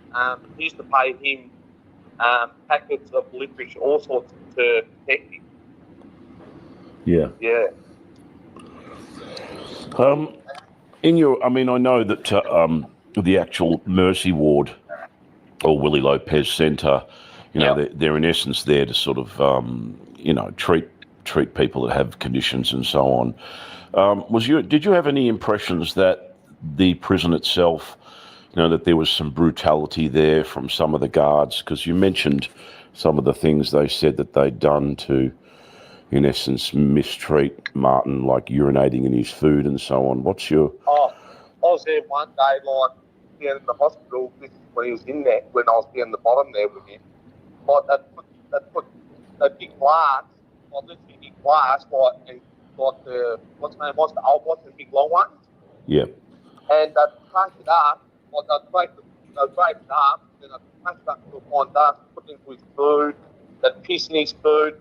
I remember sitting in the what's the name, like the kitchen down in the hospital, because you had your own little kitchen there, like you fit about 40 blokes in there, you know what I mean? And I remember one day one inmate came in, and Martin used to sit up the back corner. They just walked in there, the back right corner, he used to sit right up the far corner with his back against the wall. And one inmate walked in and he said, give me your Vegemite, Martin. Give it to him. He goes, no, I'm going to put that on my toes. And next minute, the inmate stabbed him straight to the hand with a fork. You know what I mean? And then the security team do nothing. Like, they didn't give a shit. They just turned their head, walked off. You know what I mean? Yeah, like it was pretty shit going. Like I said, Martin, I said, like, walked up and I said, that's not normal, man. Like, you know, you can't do that to you, mate. Like, you know, it's wrong. Like, you know, I said, even though you're in here for the shifting that you've done and that, I said to him, I said, did the police set you up or what's going on? Like, you know, and he wouldn't talk. He just wouldn't talk. He's too scared. And then I walked past his cell one day, like walking up the corridor. Yep. And I walked past and he was literally hiding underneath his bed.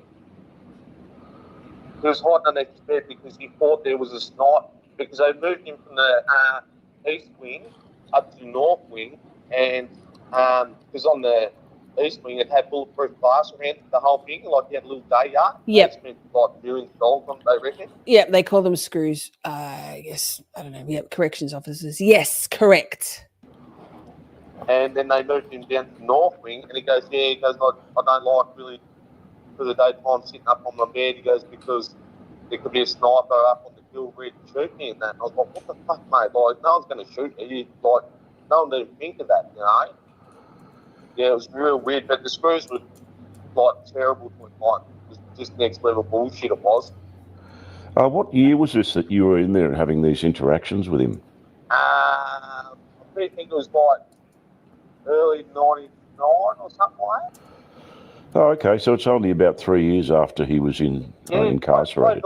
Probably not even that. I've got a board here, but I can't see the date on the board because that was the same time I actually met Martin.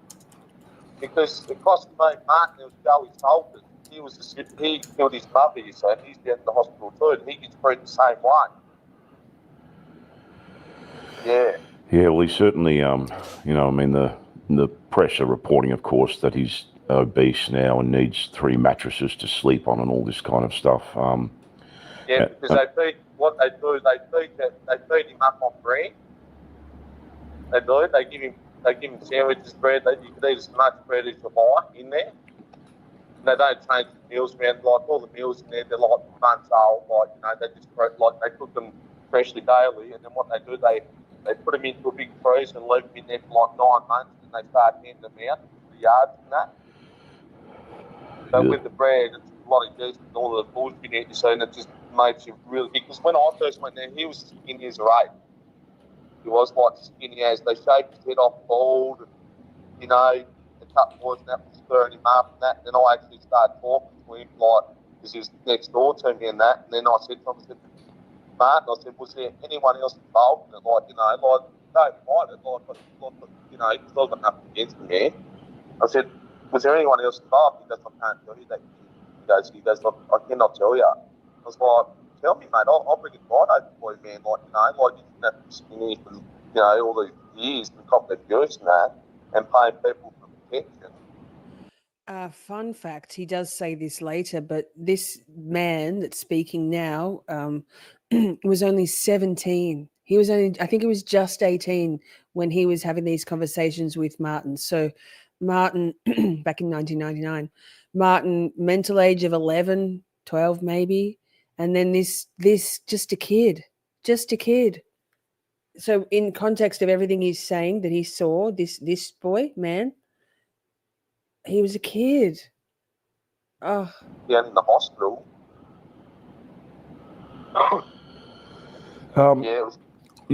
I've spoken to a few people, and I get the impression that, I'm not sure if you ever witnessed this, that, you know, if he was to speak out in a certain way, that he would lose privileges. Yes, they actually do it to all inmates.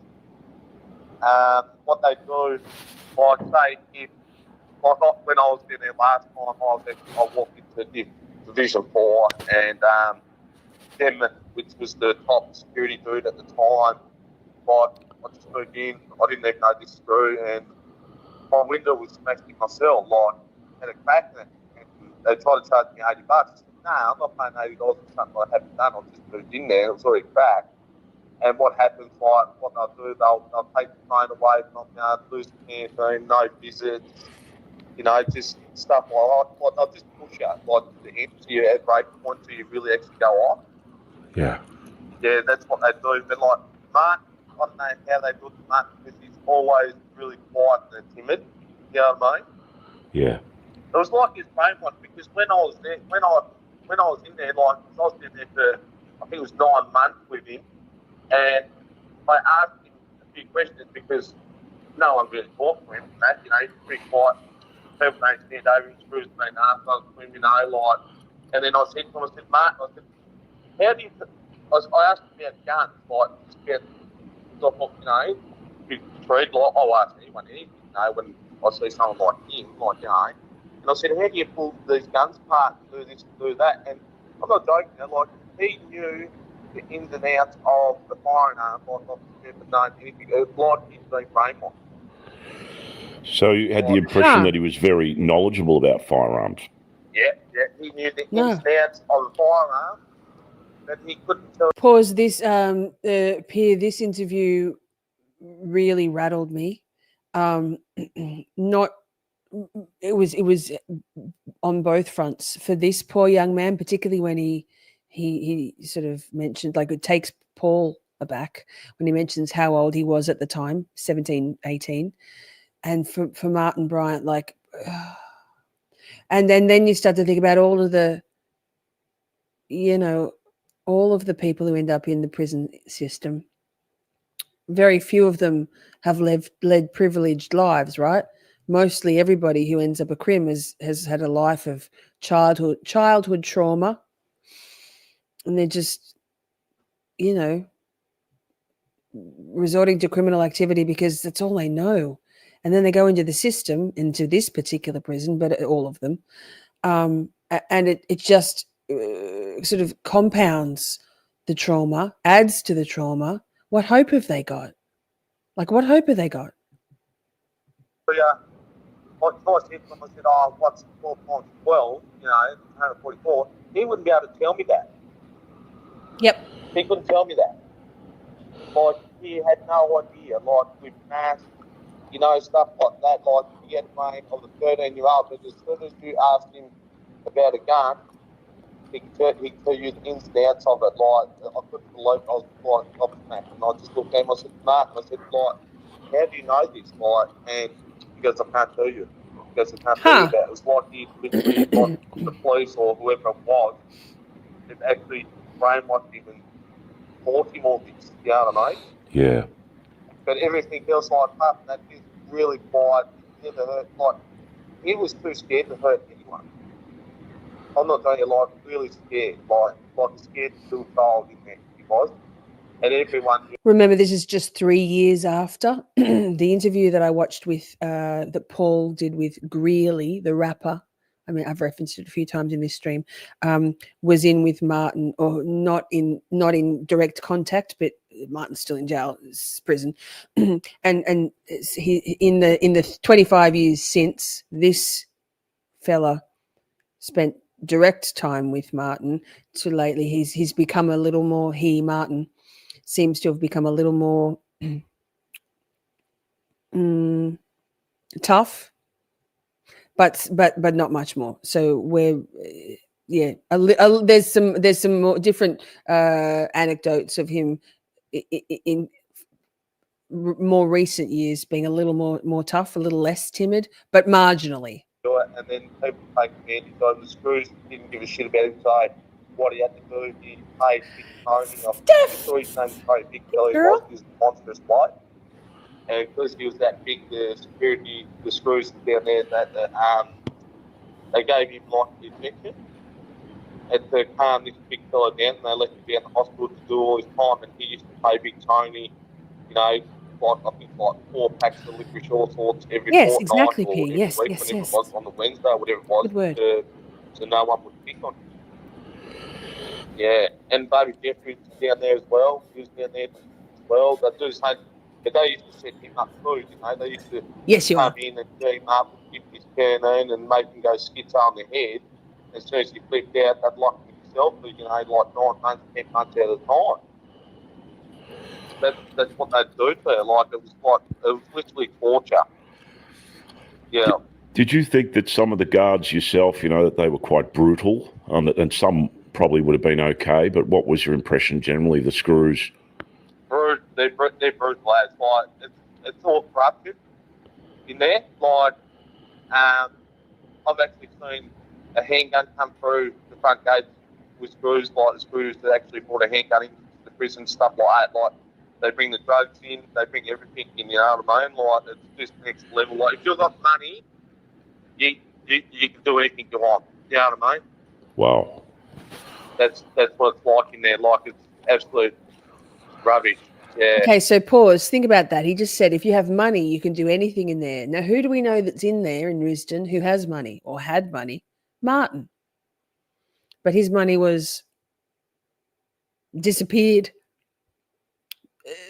into the ether, into somewhere, whatever money he had. And so Martin couldn't even use his inheritance to buy him privileges.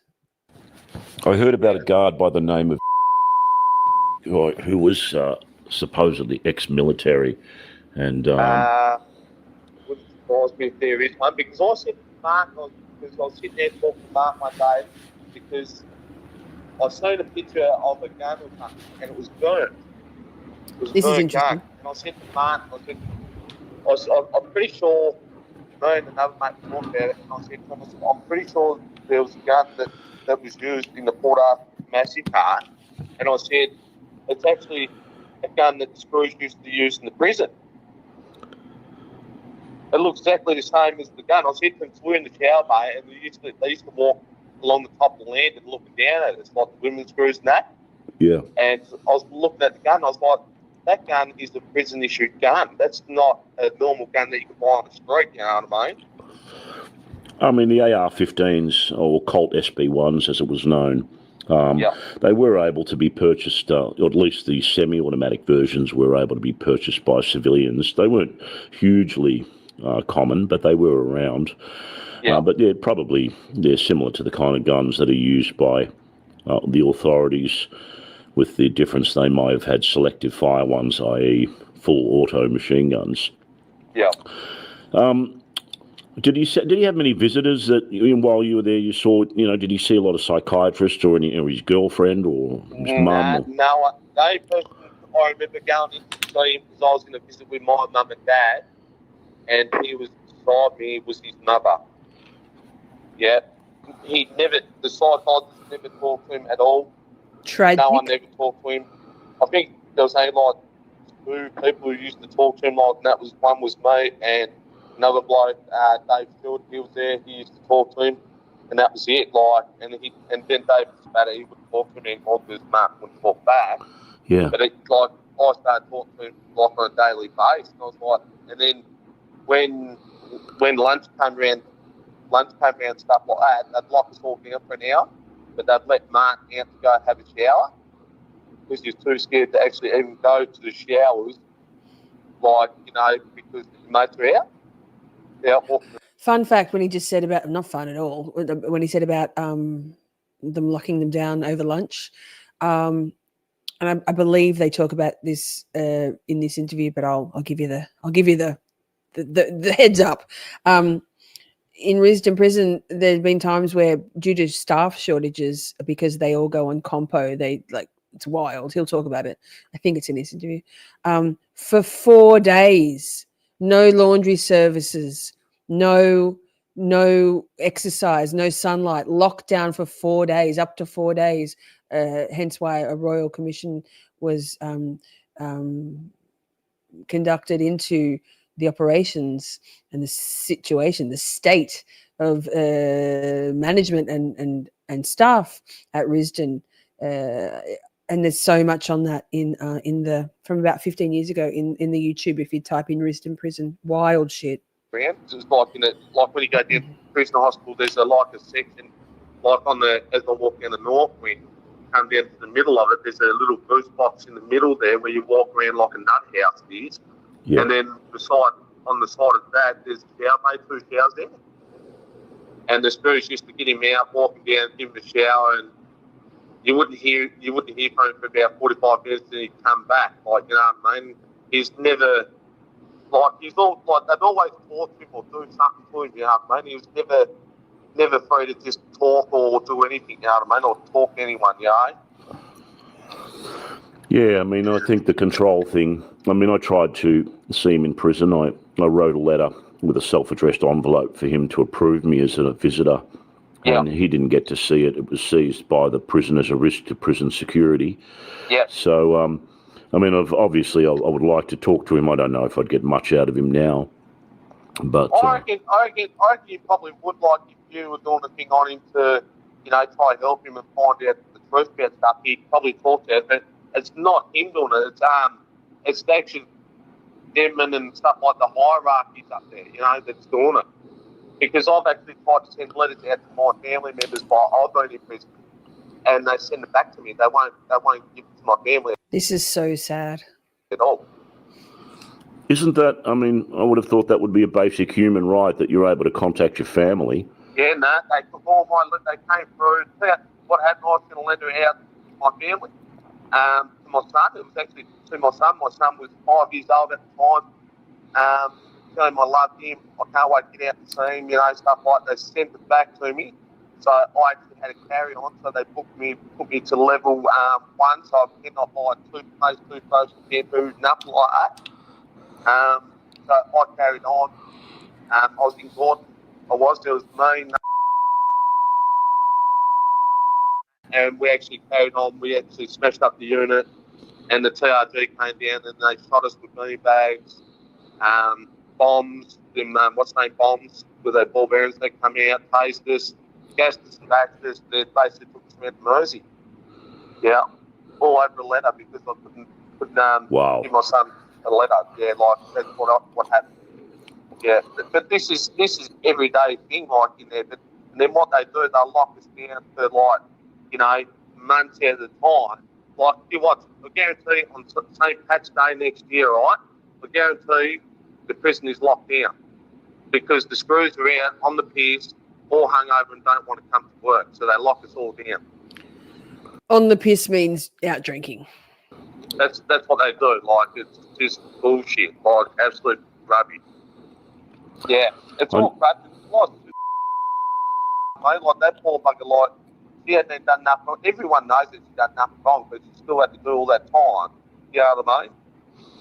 Yeah, I mean, I know the prison was under coronial inquest because of the lockdown periods and the mistreatment of inmates and the lack of resources provided to them. They actually had a coronial inquest into the way the prison was run, and there were calls for it to be shut down and the whole bit. So it sounds like a pretty rotten place.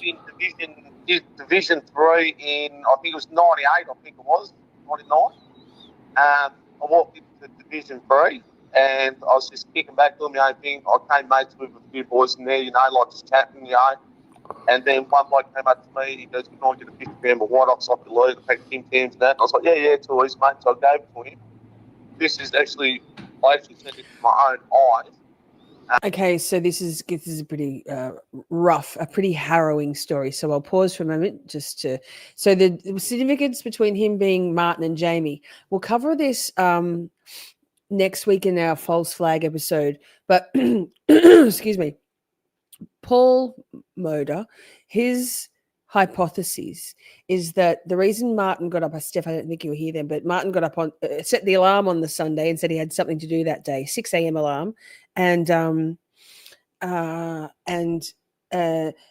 the suggestion is that Martin was because he was groomed and one would suppose groomed and to be the patsy for this event for up to 15 years.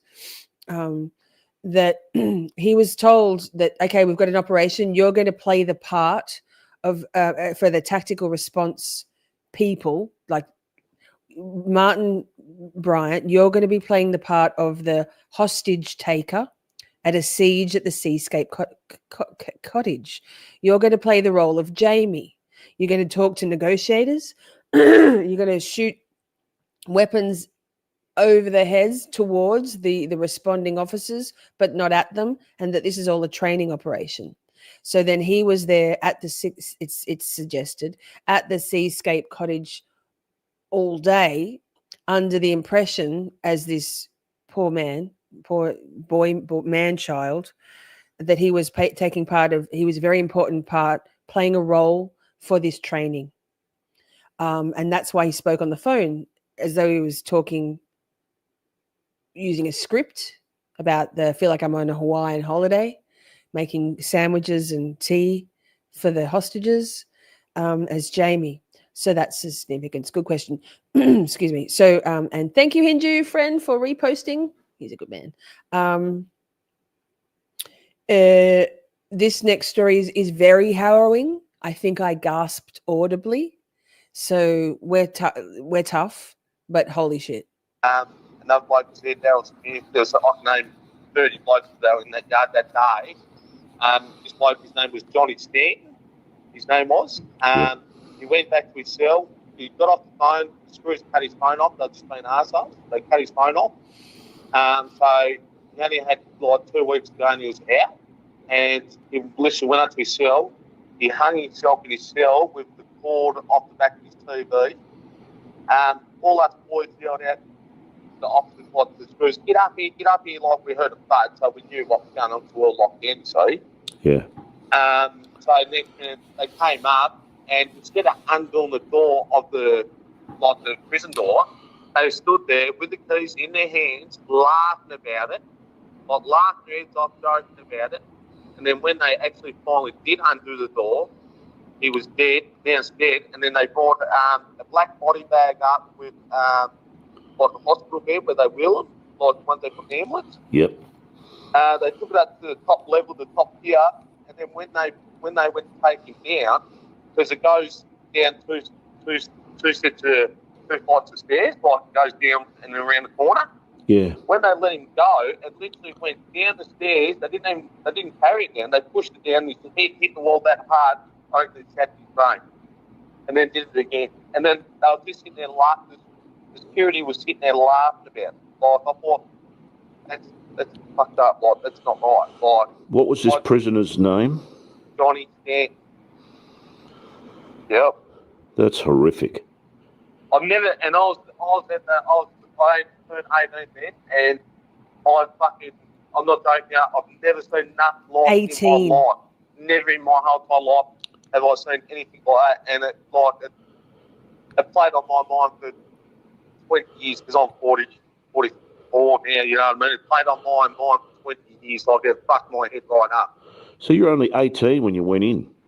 Yeah, I was 17 when I first went in. Oh, all right. Thank you for joining us for this Excuse episode. me. Thank you, Paul. So that's like, wow, right? Wow.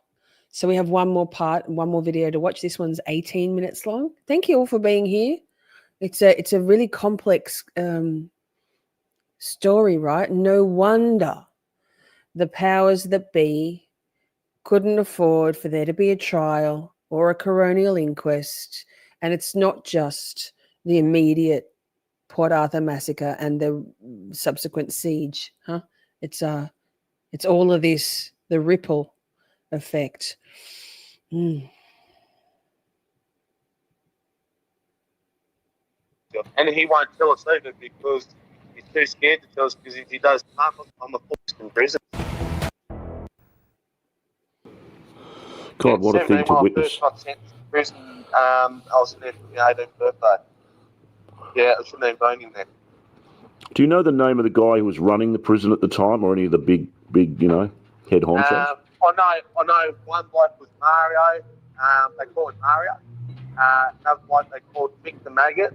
There was only one good screw in there, and he's a big Tommy bloke. He was actually a really nice bloke, but the rest of them, they were just arseholes, like put there just to torture us. You know what I mean?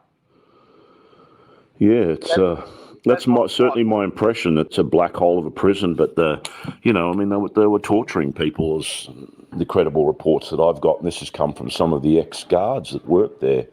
Yeah, well, I remember on my first time in prison. Here's an interesting story. In the WASP Files playlist, there are 2 phone interviews.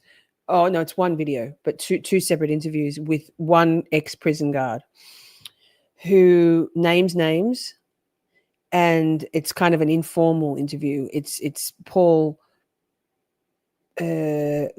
sort of, I guess, building rapport to have a more formal sit-down interview. Paul lives in Melbourne, and this guy was in Tasmania, but was coming to the mainland. Excuse me. So he was like, yeah, at first he was like, yeah, Paul says, I can blur your face. I can give you a voice changer if you want to, like, because he's a whistleblower. And he's like, and at first he said, yeah, I'll do that. And then in the second phone call, he says, you know what, I've been thinking about it, and I don't care. I don't work there anymore. I have nothing to hide. I'm happy to name names, and I'm happy to have my face on camera. And it was all very amicable, amiable, friendly. Like, yeah, mate, I'll buy you lunch. Let me know. Yep. See you Sunday. And then this former prison guard, correction officer, ghosted, uncontactable. So obviously somebody got to him and said, you won't be speaking. Or he got spooked. So. I tried to send a picture out to my son.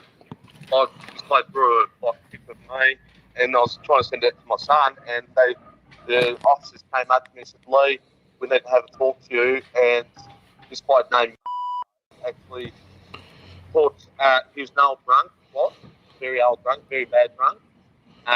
He put a heap of photos of the other inmates in my letter, and then they sent me around to solitary confinement in division for, 6 months at a time. 6 months is a long time in solitary. I got the exercise for 10 minutes a day, every 4 days. Didn't get to do nothing. I wasn't allowed to make phone calls. Wasn't allowed to write letters. It was just torture. It was next level torture. Yeah. How are you doing now, can I ask? I mean, it's a long time ago, but you're doing all right? I had my up and down. I do. Because when I went in there as a normal lad, you know what I mean? But then I came out with a chemical imbalance explosive disorder. And, I just feel sometimes I'm really good, and some days, I'm really, because I don't do drugs, I don't drink alcohol, I don't do nothing. Sometimes I'm suicidal. You got no idea, real bad. Yeah, it's literally, it fucked my life. Yeah. Have you got any good people around you? I talk to, my mum, my dad, that's about it. I don't talk to many people. I hibernate a lot. I talk to my son, I said to mum, I said, I just want to blow the lid off it all. I said to mum, I said, it's fucking evil, what I've seen, where I've been, and what they've done to us. I've literally sat at my mum's kitchen table and bawled my eyes out, I'm a 43-year-old man, literally bawled my eyes out and said, Mum, I just want to die. That's what I said to my mum, just sat there and bawled her eyes out. She goes, Lee, don't do this, And I was like, Mum, I don't want to live no more, because what I've seen and what I've been through in Brisbane prison. It's next level fucking bullshit, getting tortured and, shot at, bombs thrown at you, fucking beanbags shooting at you, shit like that. They're just trying to send me son a letter. It's not right. Well, I'm put it this way, I'm doing some pretty deep investigation into it, and I'm also contacting some independent arbitrary authorities to really look into all these claims, because I think there's a lot that's going on behind closed doors in that place that need exposure. And certainly in relation to, Port Arthur and Martin and, whether or not he did it or not, that, everyone's got human rights, and it sounds like that those rights haven't been afforded to a lot of inmates. Well, I said to Martin, the only reason everyone hates you in this prison, I said, is because when you ran around the tree and shot them 2 kids. I said, if you didn't do that, you'd be up the yards with the other boys, no one would give a shit about you. You know what I mean? Yeah. That's what I said to him. And he goes, is that right? I said, yeah, 100%, mate. I said, I know blokes up in that yard who've done really, really bad things. I said, but they didn't do what you done. But, us inmates have actually sat in there and talked about Mum. You know what I mean? And all of us say, there's no way he did it. Not by himself. He didn't do that by himself. And he won't tell us either because he's too scared to tell us, because if he does tell us, he's still stuck behind them walls, you know what I mean? They can fucking torture him, he could lose everything, you know what I mean? Like they'll hurt him really bad, you know. Because you've obviously got some very interesting, pertinent things to say. What's very, very important to me is that people have a chance to have their say that they never got, and your experience alone, you know, irrespective of Martin, certainly exposes a lot about that prison. The thing that I spun out on, because I said to him one day, I still don't get it. I said to him, I said, Martin, I said, what would you be doing if you was to be outside living free like again? What would you do? And the exact words he said to me, he goes, Lee, he goes, I would be on the Spirit of Tasmania travelling backwards and forwards for the rest of my life just talking to random people. That's what he said to me. And I thought to myself, how does a bloke go down there and kill 30 odd people, but if he could be on the outside now, he'd be on the Spirit travelling just talking to tourists? See? You know what I mean? Yeah, he just, I guess he always wanted just to have friends, to have people to talk to. Yeah. Considering... And he actually passed me as a friend, like when I was there, like, because I'm never going to do nothing, you know, hurt him or, you know, abuse him or anything like that. I used to walk into his cell and sit on his bed. You know what I mean? You're not allowed to do that. I used to walk in there. Same with, like, I used to do the same with him. Like, and he killed his mum in United. They classed him as a fruitcake, but I don't think there's a fruitcake. I reckon there's nothing more behind it. You know what I mean? Did you ever get any impressions that Martin was a little smarter than sometimes it was made out? No, not really. Like he acted like he was a child. Like he's very, very quiet. Like he wouldn't talk unless you actually try to start a conversation with him. You know what I mean? Yeah. So, like, if you walk past him, you didn't talk to him, he wouldn't talk to you. He'd be too scared, like, too intimidated, like, you know, like, yeah, it was real weird. And no reason I started talking to him, he used to be neighbour, because I was halfway down the north wing, you see, and he was halfway down, he was my neighbour, so I didn't even know who he was before I started talking to him. And next, when I got up the next morning, had a shower, walked down there, I just had his door open, all our doors always open through the day, and I walked in and was like, hey, going, what's your name? And then I noticed who he was straight away, and I just started chatting to him, and because I was only a young fella at the time, I was only, what, 17 and a half years old or something, you know what I mean? Yeah. And I didn't know anyone, and then all the big boys got up the top, and, you know, I was like, wow, like, and then it was like he was too scared to tell me anything because, you know, if he told me anything, he was going to get knocked off or the screws were going to torture him or something's going to happen, you know what I mean? But I know they'll put shit in his food all the time, glass, you've got no idea, piss in it, you know, they do all kinds of stuff. Like, it was disgusting. In the end, I think he was buying chips off the canteen and bottles of Coke and stuff like that, so he didn't have to eat the prison food, you know what I mean? Yeah. And that's pretty bad when it gets like that. It's it's a very distressing story just for everyone concerned. That prison, I mean, I haven't been to Tasmania myself, and I fully intend to go down. But I made the joke to someone. That's interesting to me. That Paul's never been to Tasmania. He lives in Melbourne. It's very easy to get there. I found that very interesting information. But you can hear the sadness. Like after I listened to this and I started thinking about Martin's life now and how he's just a little bit older than me, and I saw those photos and thank you, Stephanie. And I thought when Martin Bryant dies and if there's a funeral, I'm going to go to his funeral. I don't know if they have funerals. Probably not. They'll probably bury him in a pauper's prison grave. But if there's a funeral, I'm going to go. This poor man, this poor boy. He was a boy, still mentally a boy, demonized.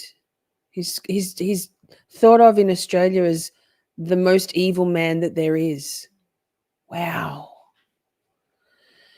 Yeah. So.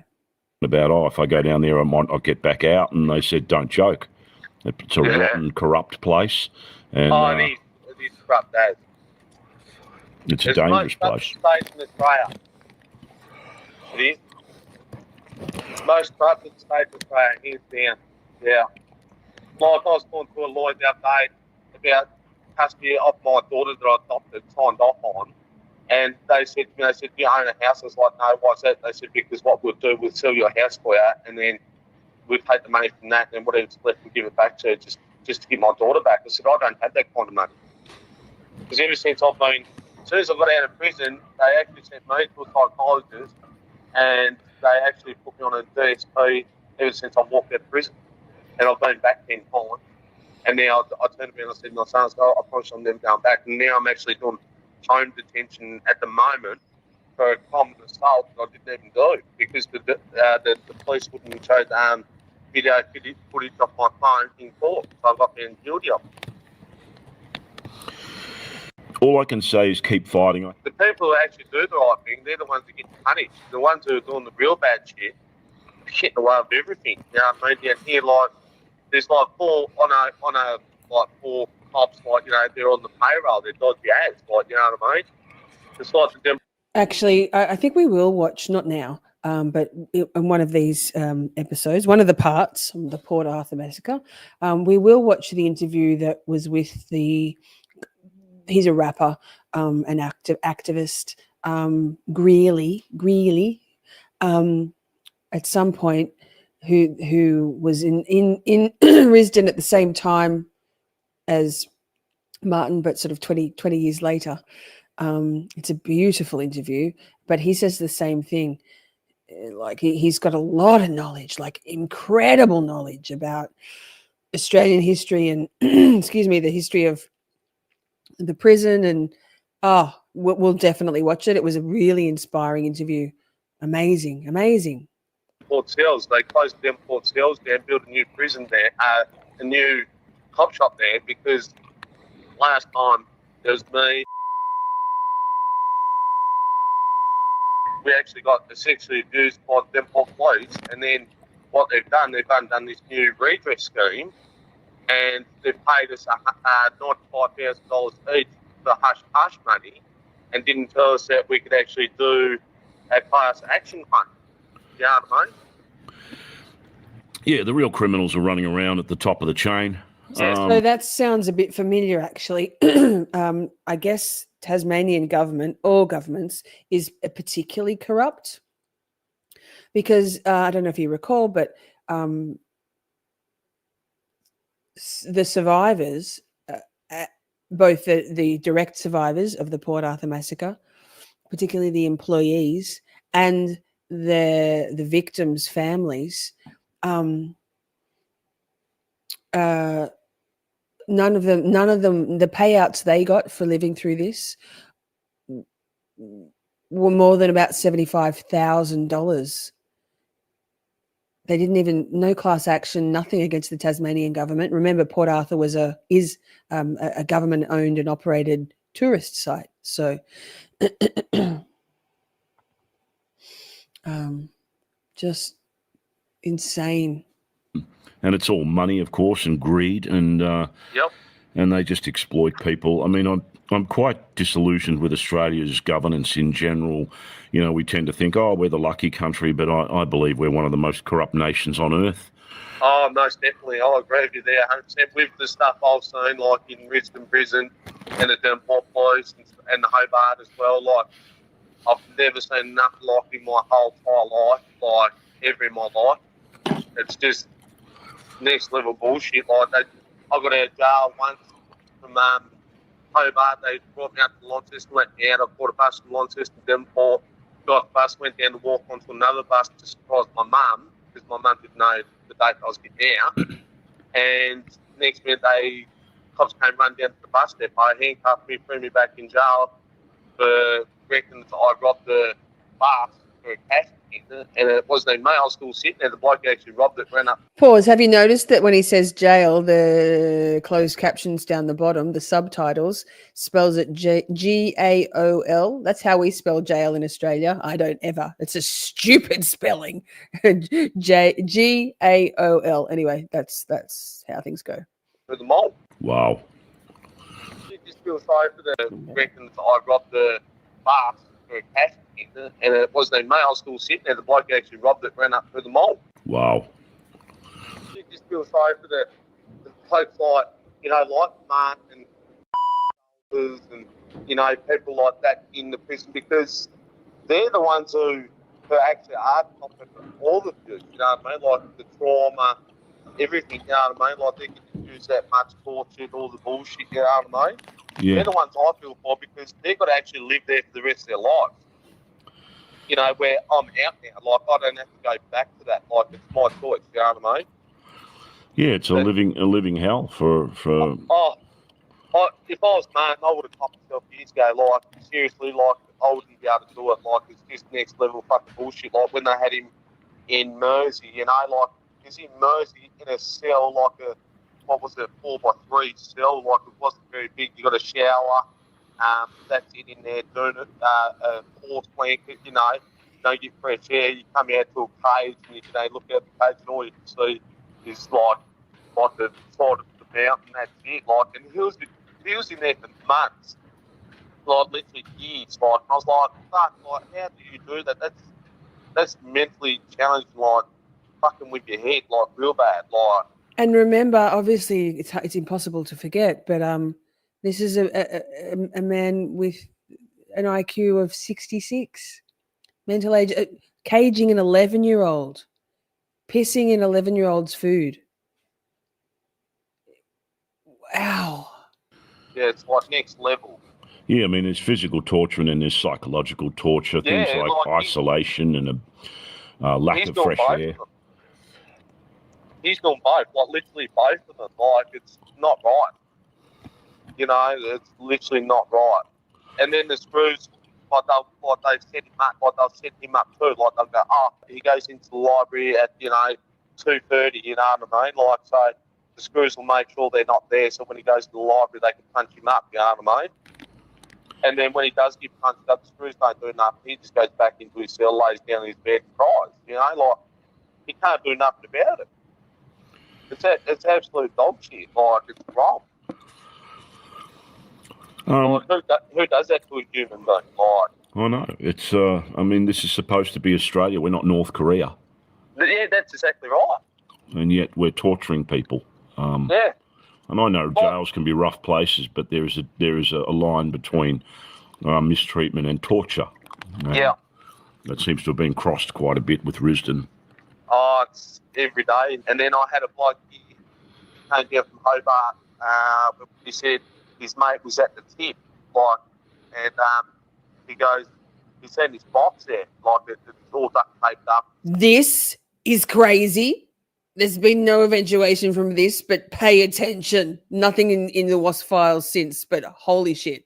Stuff like that. So he jumped down into the bin thing, like where they put the rubbish and that. He's overdone it. And he's taken these videos home. He's played the videos, and it was Martin Bryant's interview tapes. I was like, what the fuck? He goes, yeah. He goes, Lee, I'm not joking, mate. Like, true story. And he's done a lot of time too, and he's not normal either anymore. Like, he's like always on the edge, looking over his shoulder and stuff like that, And I always talk to him because I'm best mates with his brother, mate. I hope if he still had those tapes, that would be really valuable. You can only see snippets of them, but if he had the full tapes, I'd love to see them. Yeah, he said there was a box. You can hear Paul going, I'll talk it out this week, and I'll see if I will. Because apparently he got him, and I said to him, what's he done with him? He goes, I think he's hit him, like, he goes, because he'll get in big trouble for having him. Like, he goes, he was literally shitting himself, he reckons. He said, yeah, he found him literally? At the Gnorky tip. That's where they found him, at the Gnorky tip. Yeah. I was like, wow. Look, I might head off, and it's been very, very good talking to you. No, thank you very much. It's nice talking to you. And look, I'm here if you want to pick up the phone. I'm usually up pretty late, so if you feel like just give me a ring, just pick up the phone, have a chat. Just know there's good people out here, and that your life is nowhere near over. You got plenty of it to left. I'm 60 years old, and thank you very much. So you hang in there. I just love a quiet life. That's all I've lived now. I've lost everything. I've lost my family. I've lost my ex-girlfriend. Lost everything. You know what I mean? Like, there's not much else I can lose. Surely. Yeah, what do they say? I've got no girlfriend, no love, no money. Hey, I'm back to normal. Yeah, that's exactly right. 100%. Yeah. All right, well, let's chat soon, Lee. And you take care, my friend. Look after yourself, really, and just keep fighting, buddy. Keep fighting. Thank you very much. Have a great day, mate. You too. Take care. Bye. That was Lee, who contacted me on TikTok in relation to Port Arthur. Obviously spent time in the Mercy Hospital with Martin Bryant quite a bit, and certainly had a lot of things to say about the corruption and the physical mistreatment, psychological treatment that really constitute torture in Risdon Prison. This is about 2-3 years after Martin was incarcerated back in 1990s, and he was a young man when he went in, of about 18. So just horrific, and certainly an example of just how our country has really slid down into a black hole. The date today is it's 11:37, Sunday, 27th of July, 2025, very recent. in recording. Whew. Whew. So I don't know, chat. What do you think? We've got a pretty as good an insight, I think, as we can into Martin Bryant. Just so sad. So sad. I wonder if he called him again. Yeah, I wonder. I am definitely going to reach out to Paul to just build some rapport and just to thank him. I'm definitely going to make a donation to his Buy Me a Coffee because you know me. And yeah, wow. So this is I mean, I watched basically all of the shorter video clips in the Wasp Files playlist this past week after watching the longer form stuff. Yeah, right. The longer form stuff. I'm still finding more interviews and I'm still watching them all. I do find little snippets of stuff that haven't been covered in the bulk of the main part of Paul Motor's playlist. Very interesting for me. So next weekend, but basically all of the stuff on Martin, it was that interview in particular, and then going home and thinking, okay, we'll definitely do a dedicated episode to Martin Bryant, and then looking for those photos and just really, really hit me, really visceral response and how sad it is. There's no doubt in my mind that he was a patsy.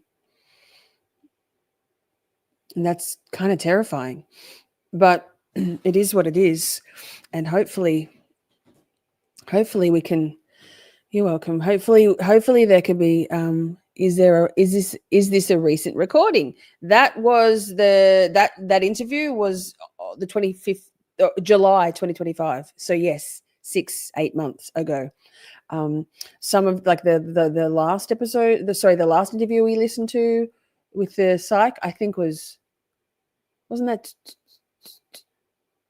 2018? So Paul's been pulling these resources for a long time. He's been researching it for almost a decade, and the channel has been in existence. The Wasp Files channel, I think, has been in existence for about a year. So definitely go and subscribe, even if it's not to watch the content, but show some support. Like Paul Motors gets death threats now. Many. He's been scorned in the media, smeared, ridiculed, purely for opening up this can of worms. People don't want to talk about it. It's a very a defining moment in Australia's history, and it's very confronting for Australians to consider the fact that our government absolutely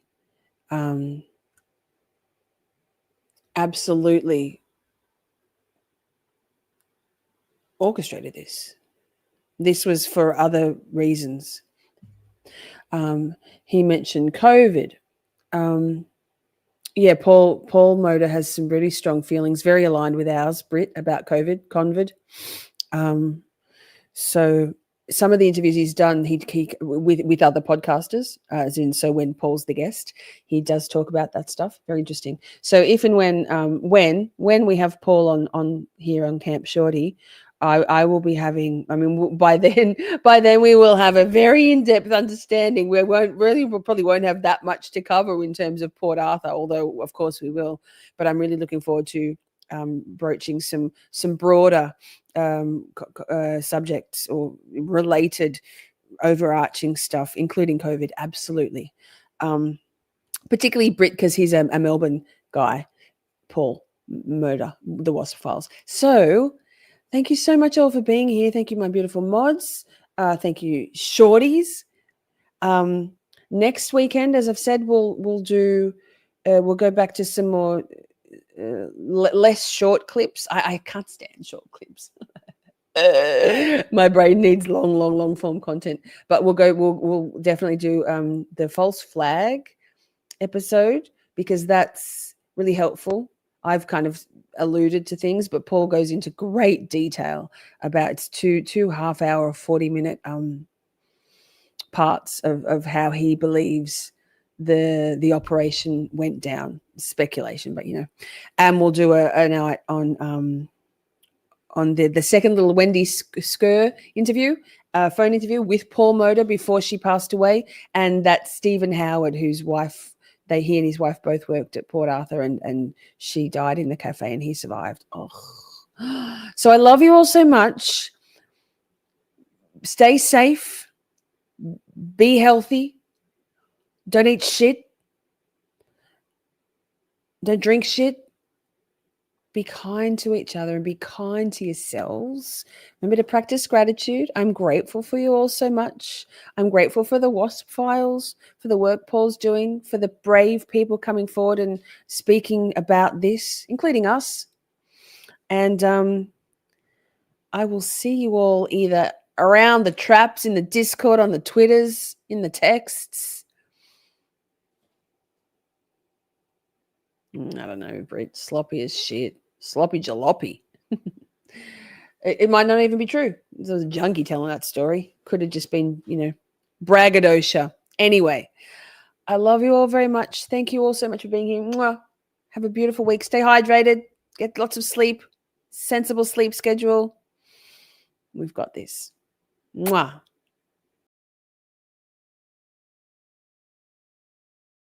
I love you all so very much. We had a blast just chatting and stuff. Things may have gone a bit off the rails. Professional when all else fails. 'Cause chat is babe, so much to say. Emotes and all the caps out. May have been cheese, bit faster please. The time has come, Camp Shorty out. We're skating through all the tough things, learning about this and that, defense motions, prosecution, and narcissistic twats. 'Cause chat is babe, so much to say. Emotes and all the all caps out. May have been cheese, bit faster please. The time has come, Camp Shorty out. Community, just you and me. Occasionally, Buster and Poppy. It's the whole thing, Miss Shorty swing. Together we make each other happy.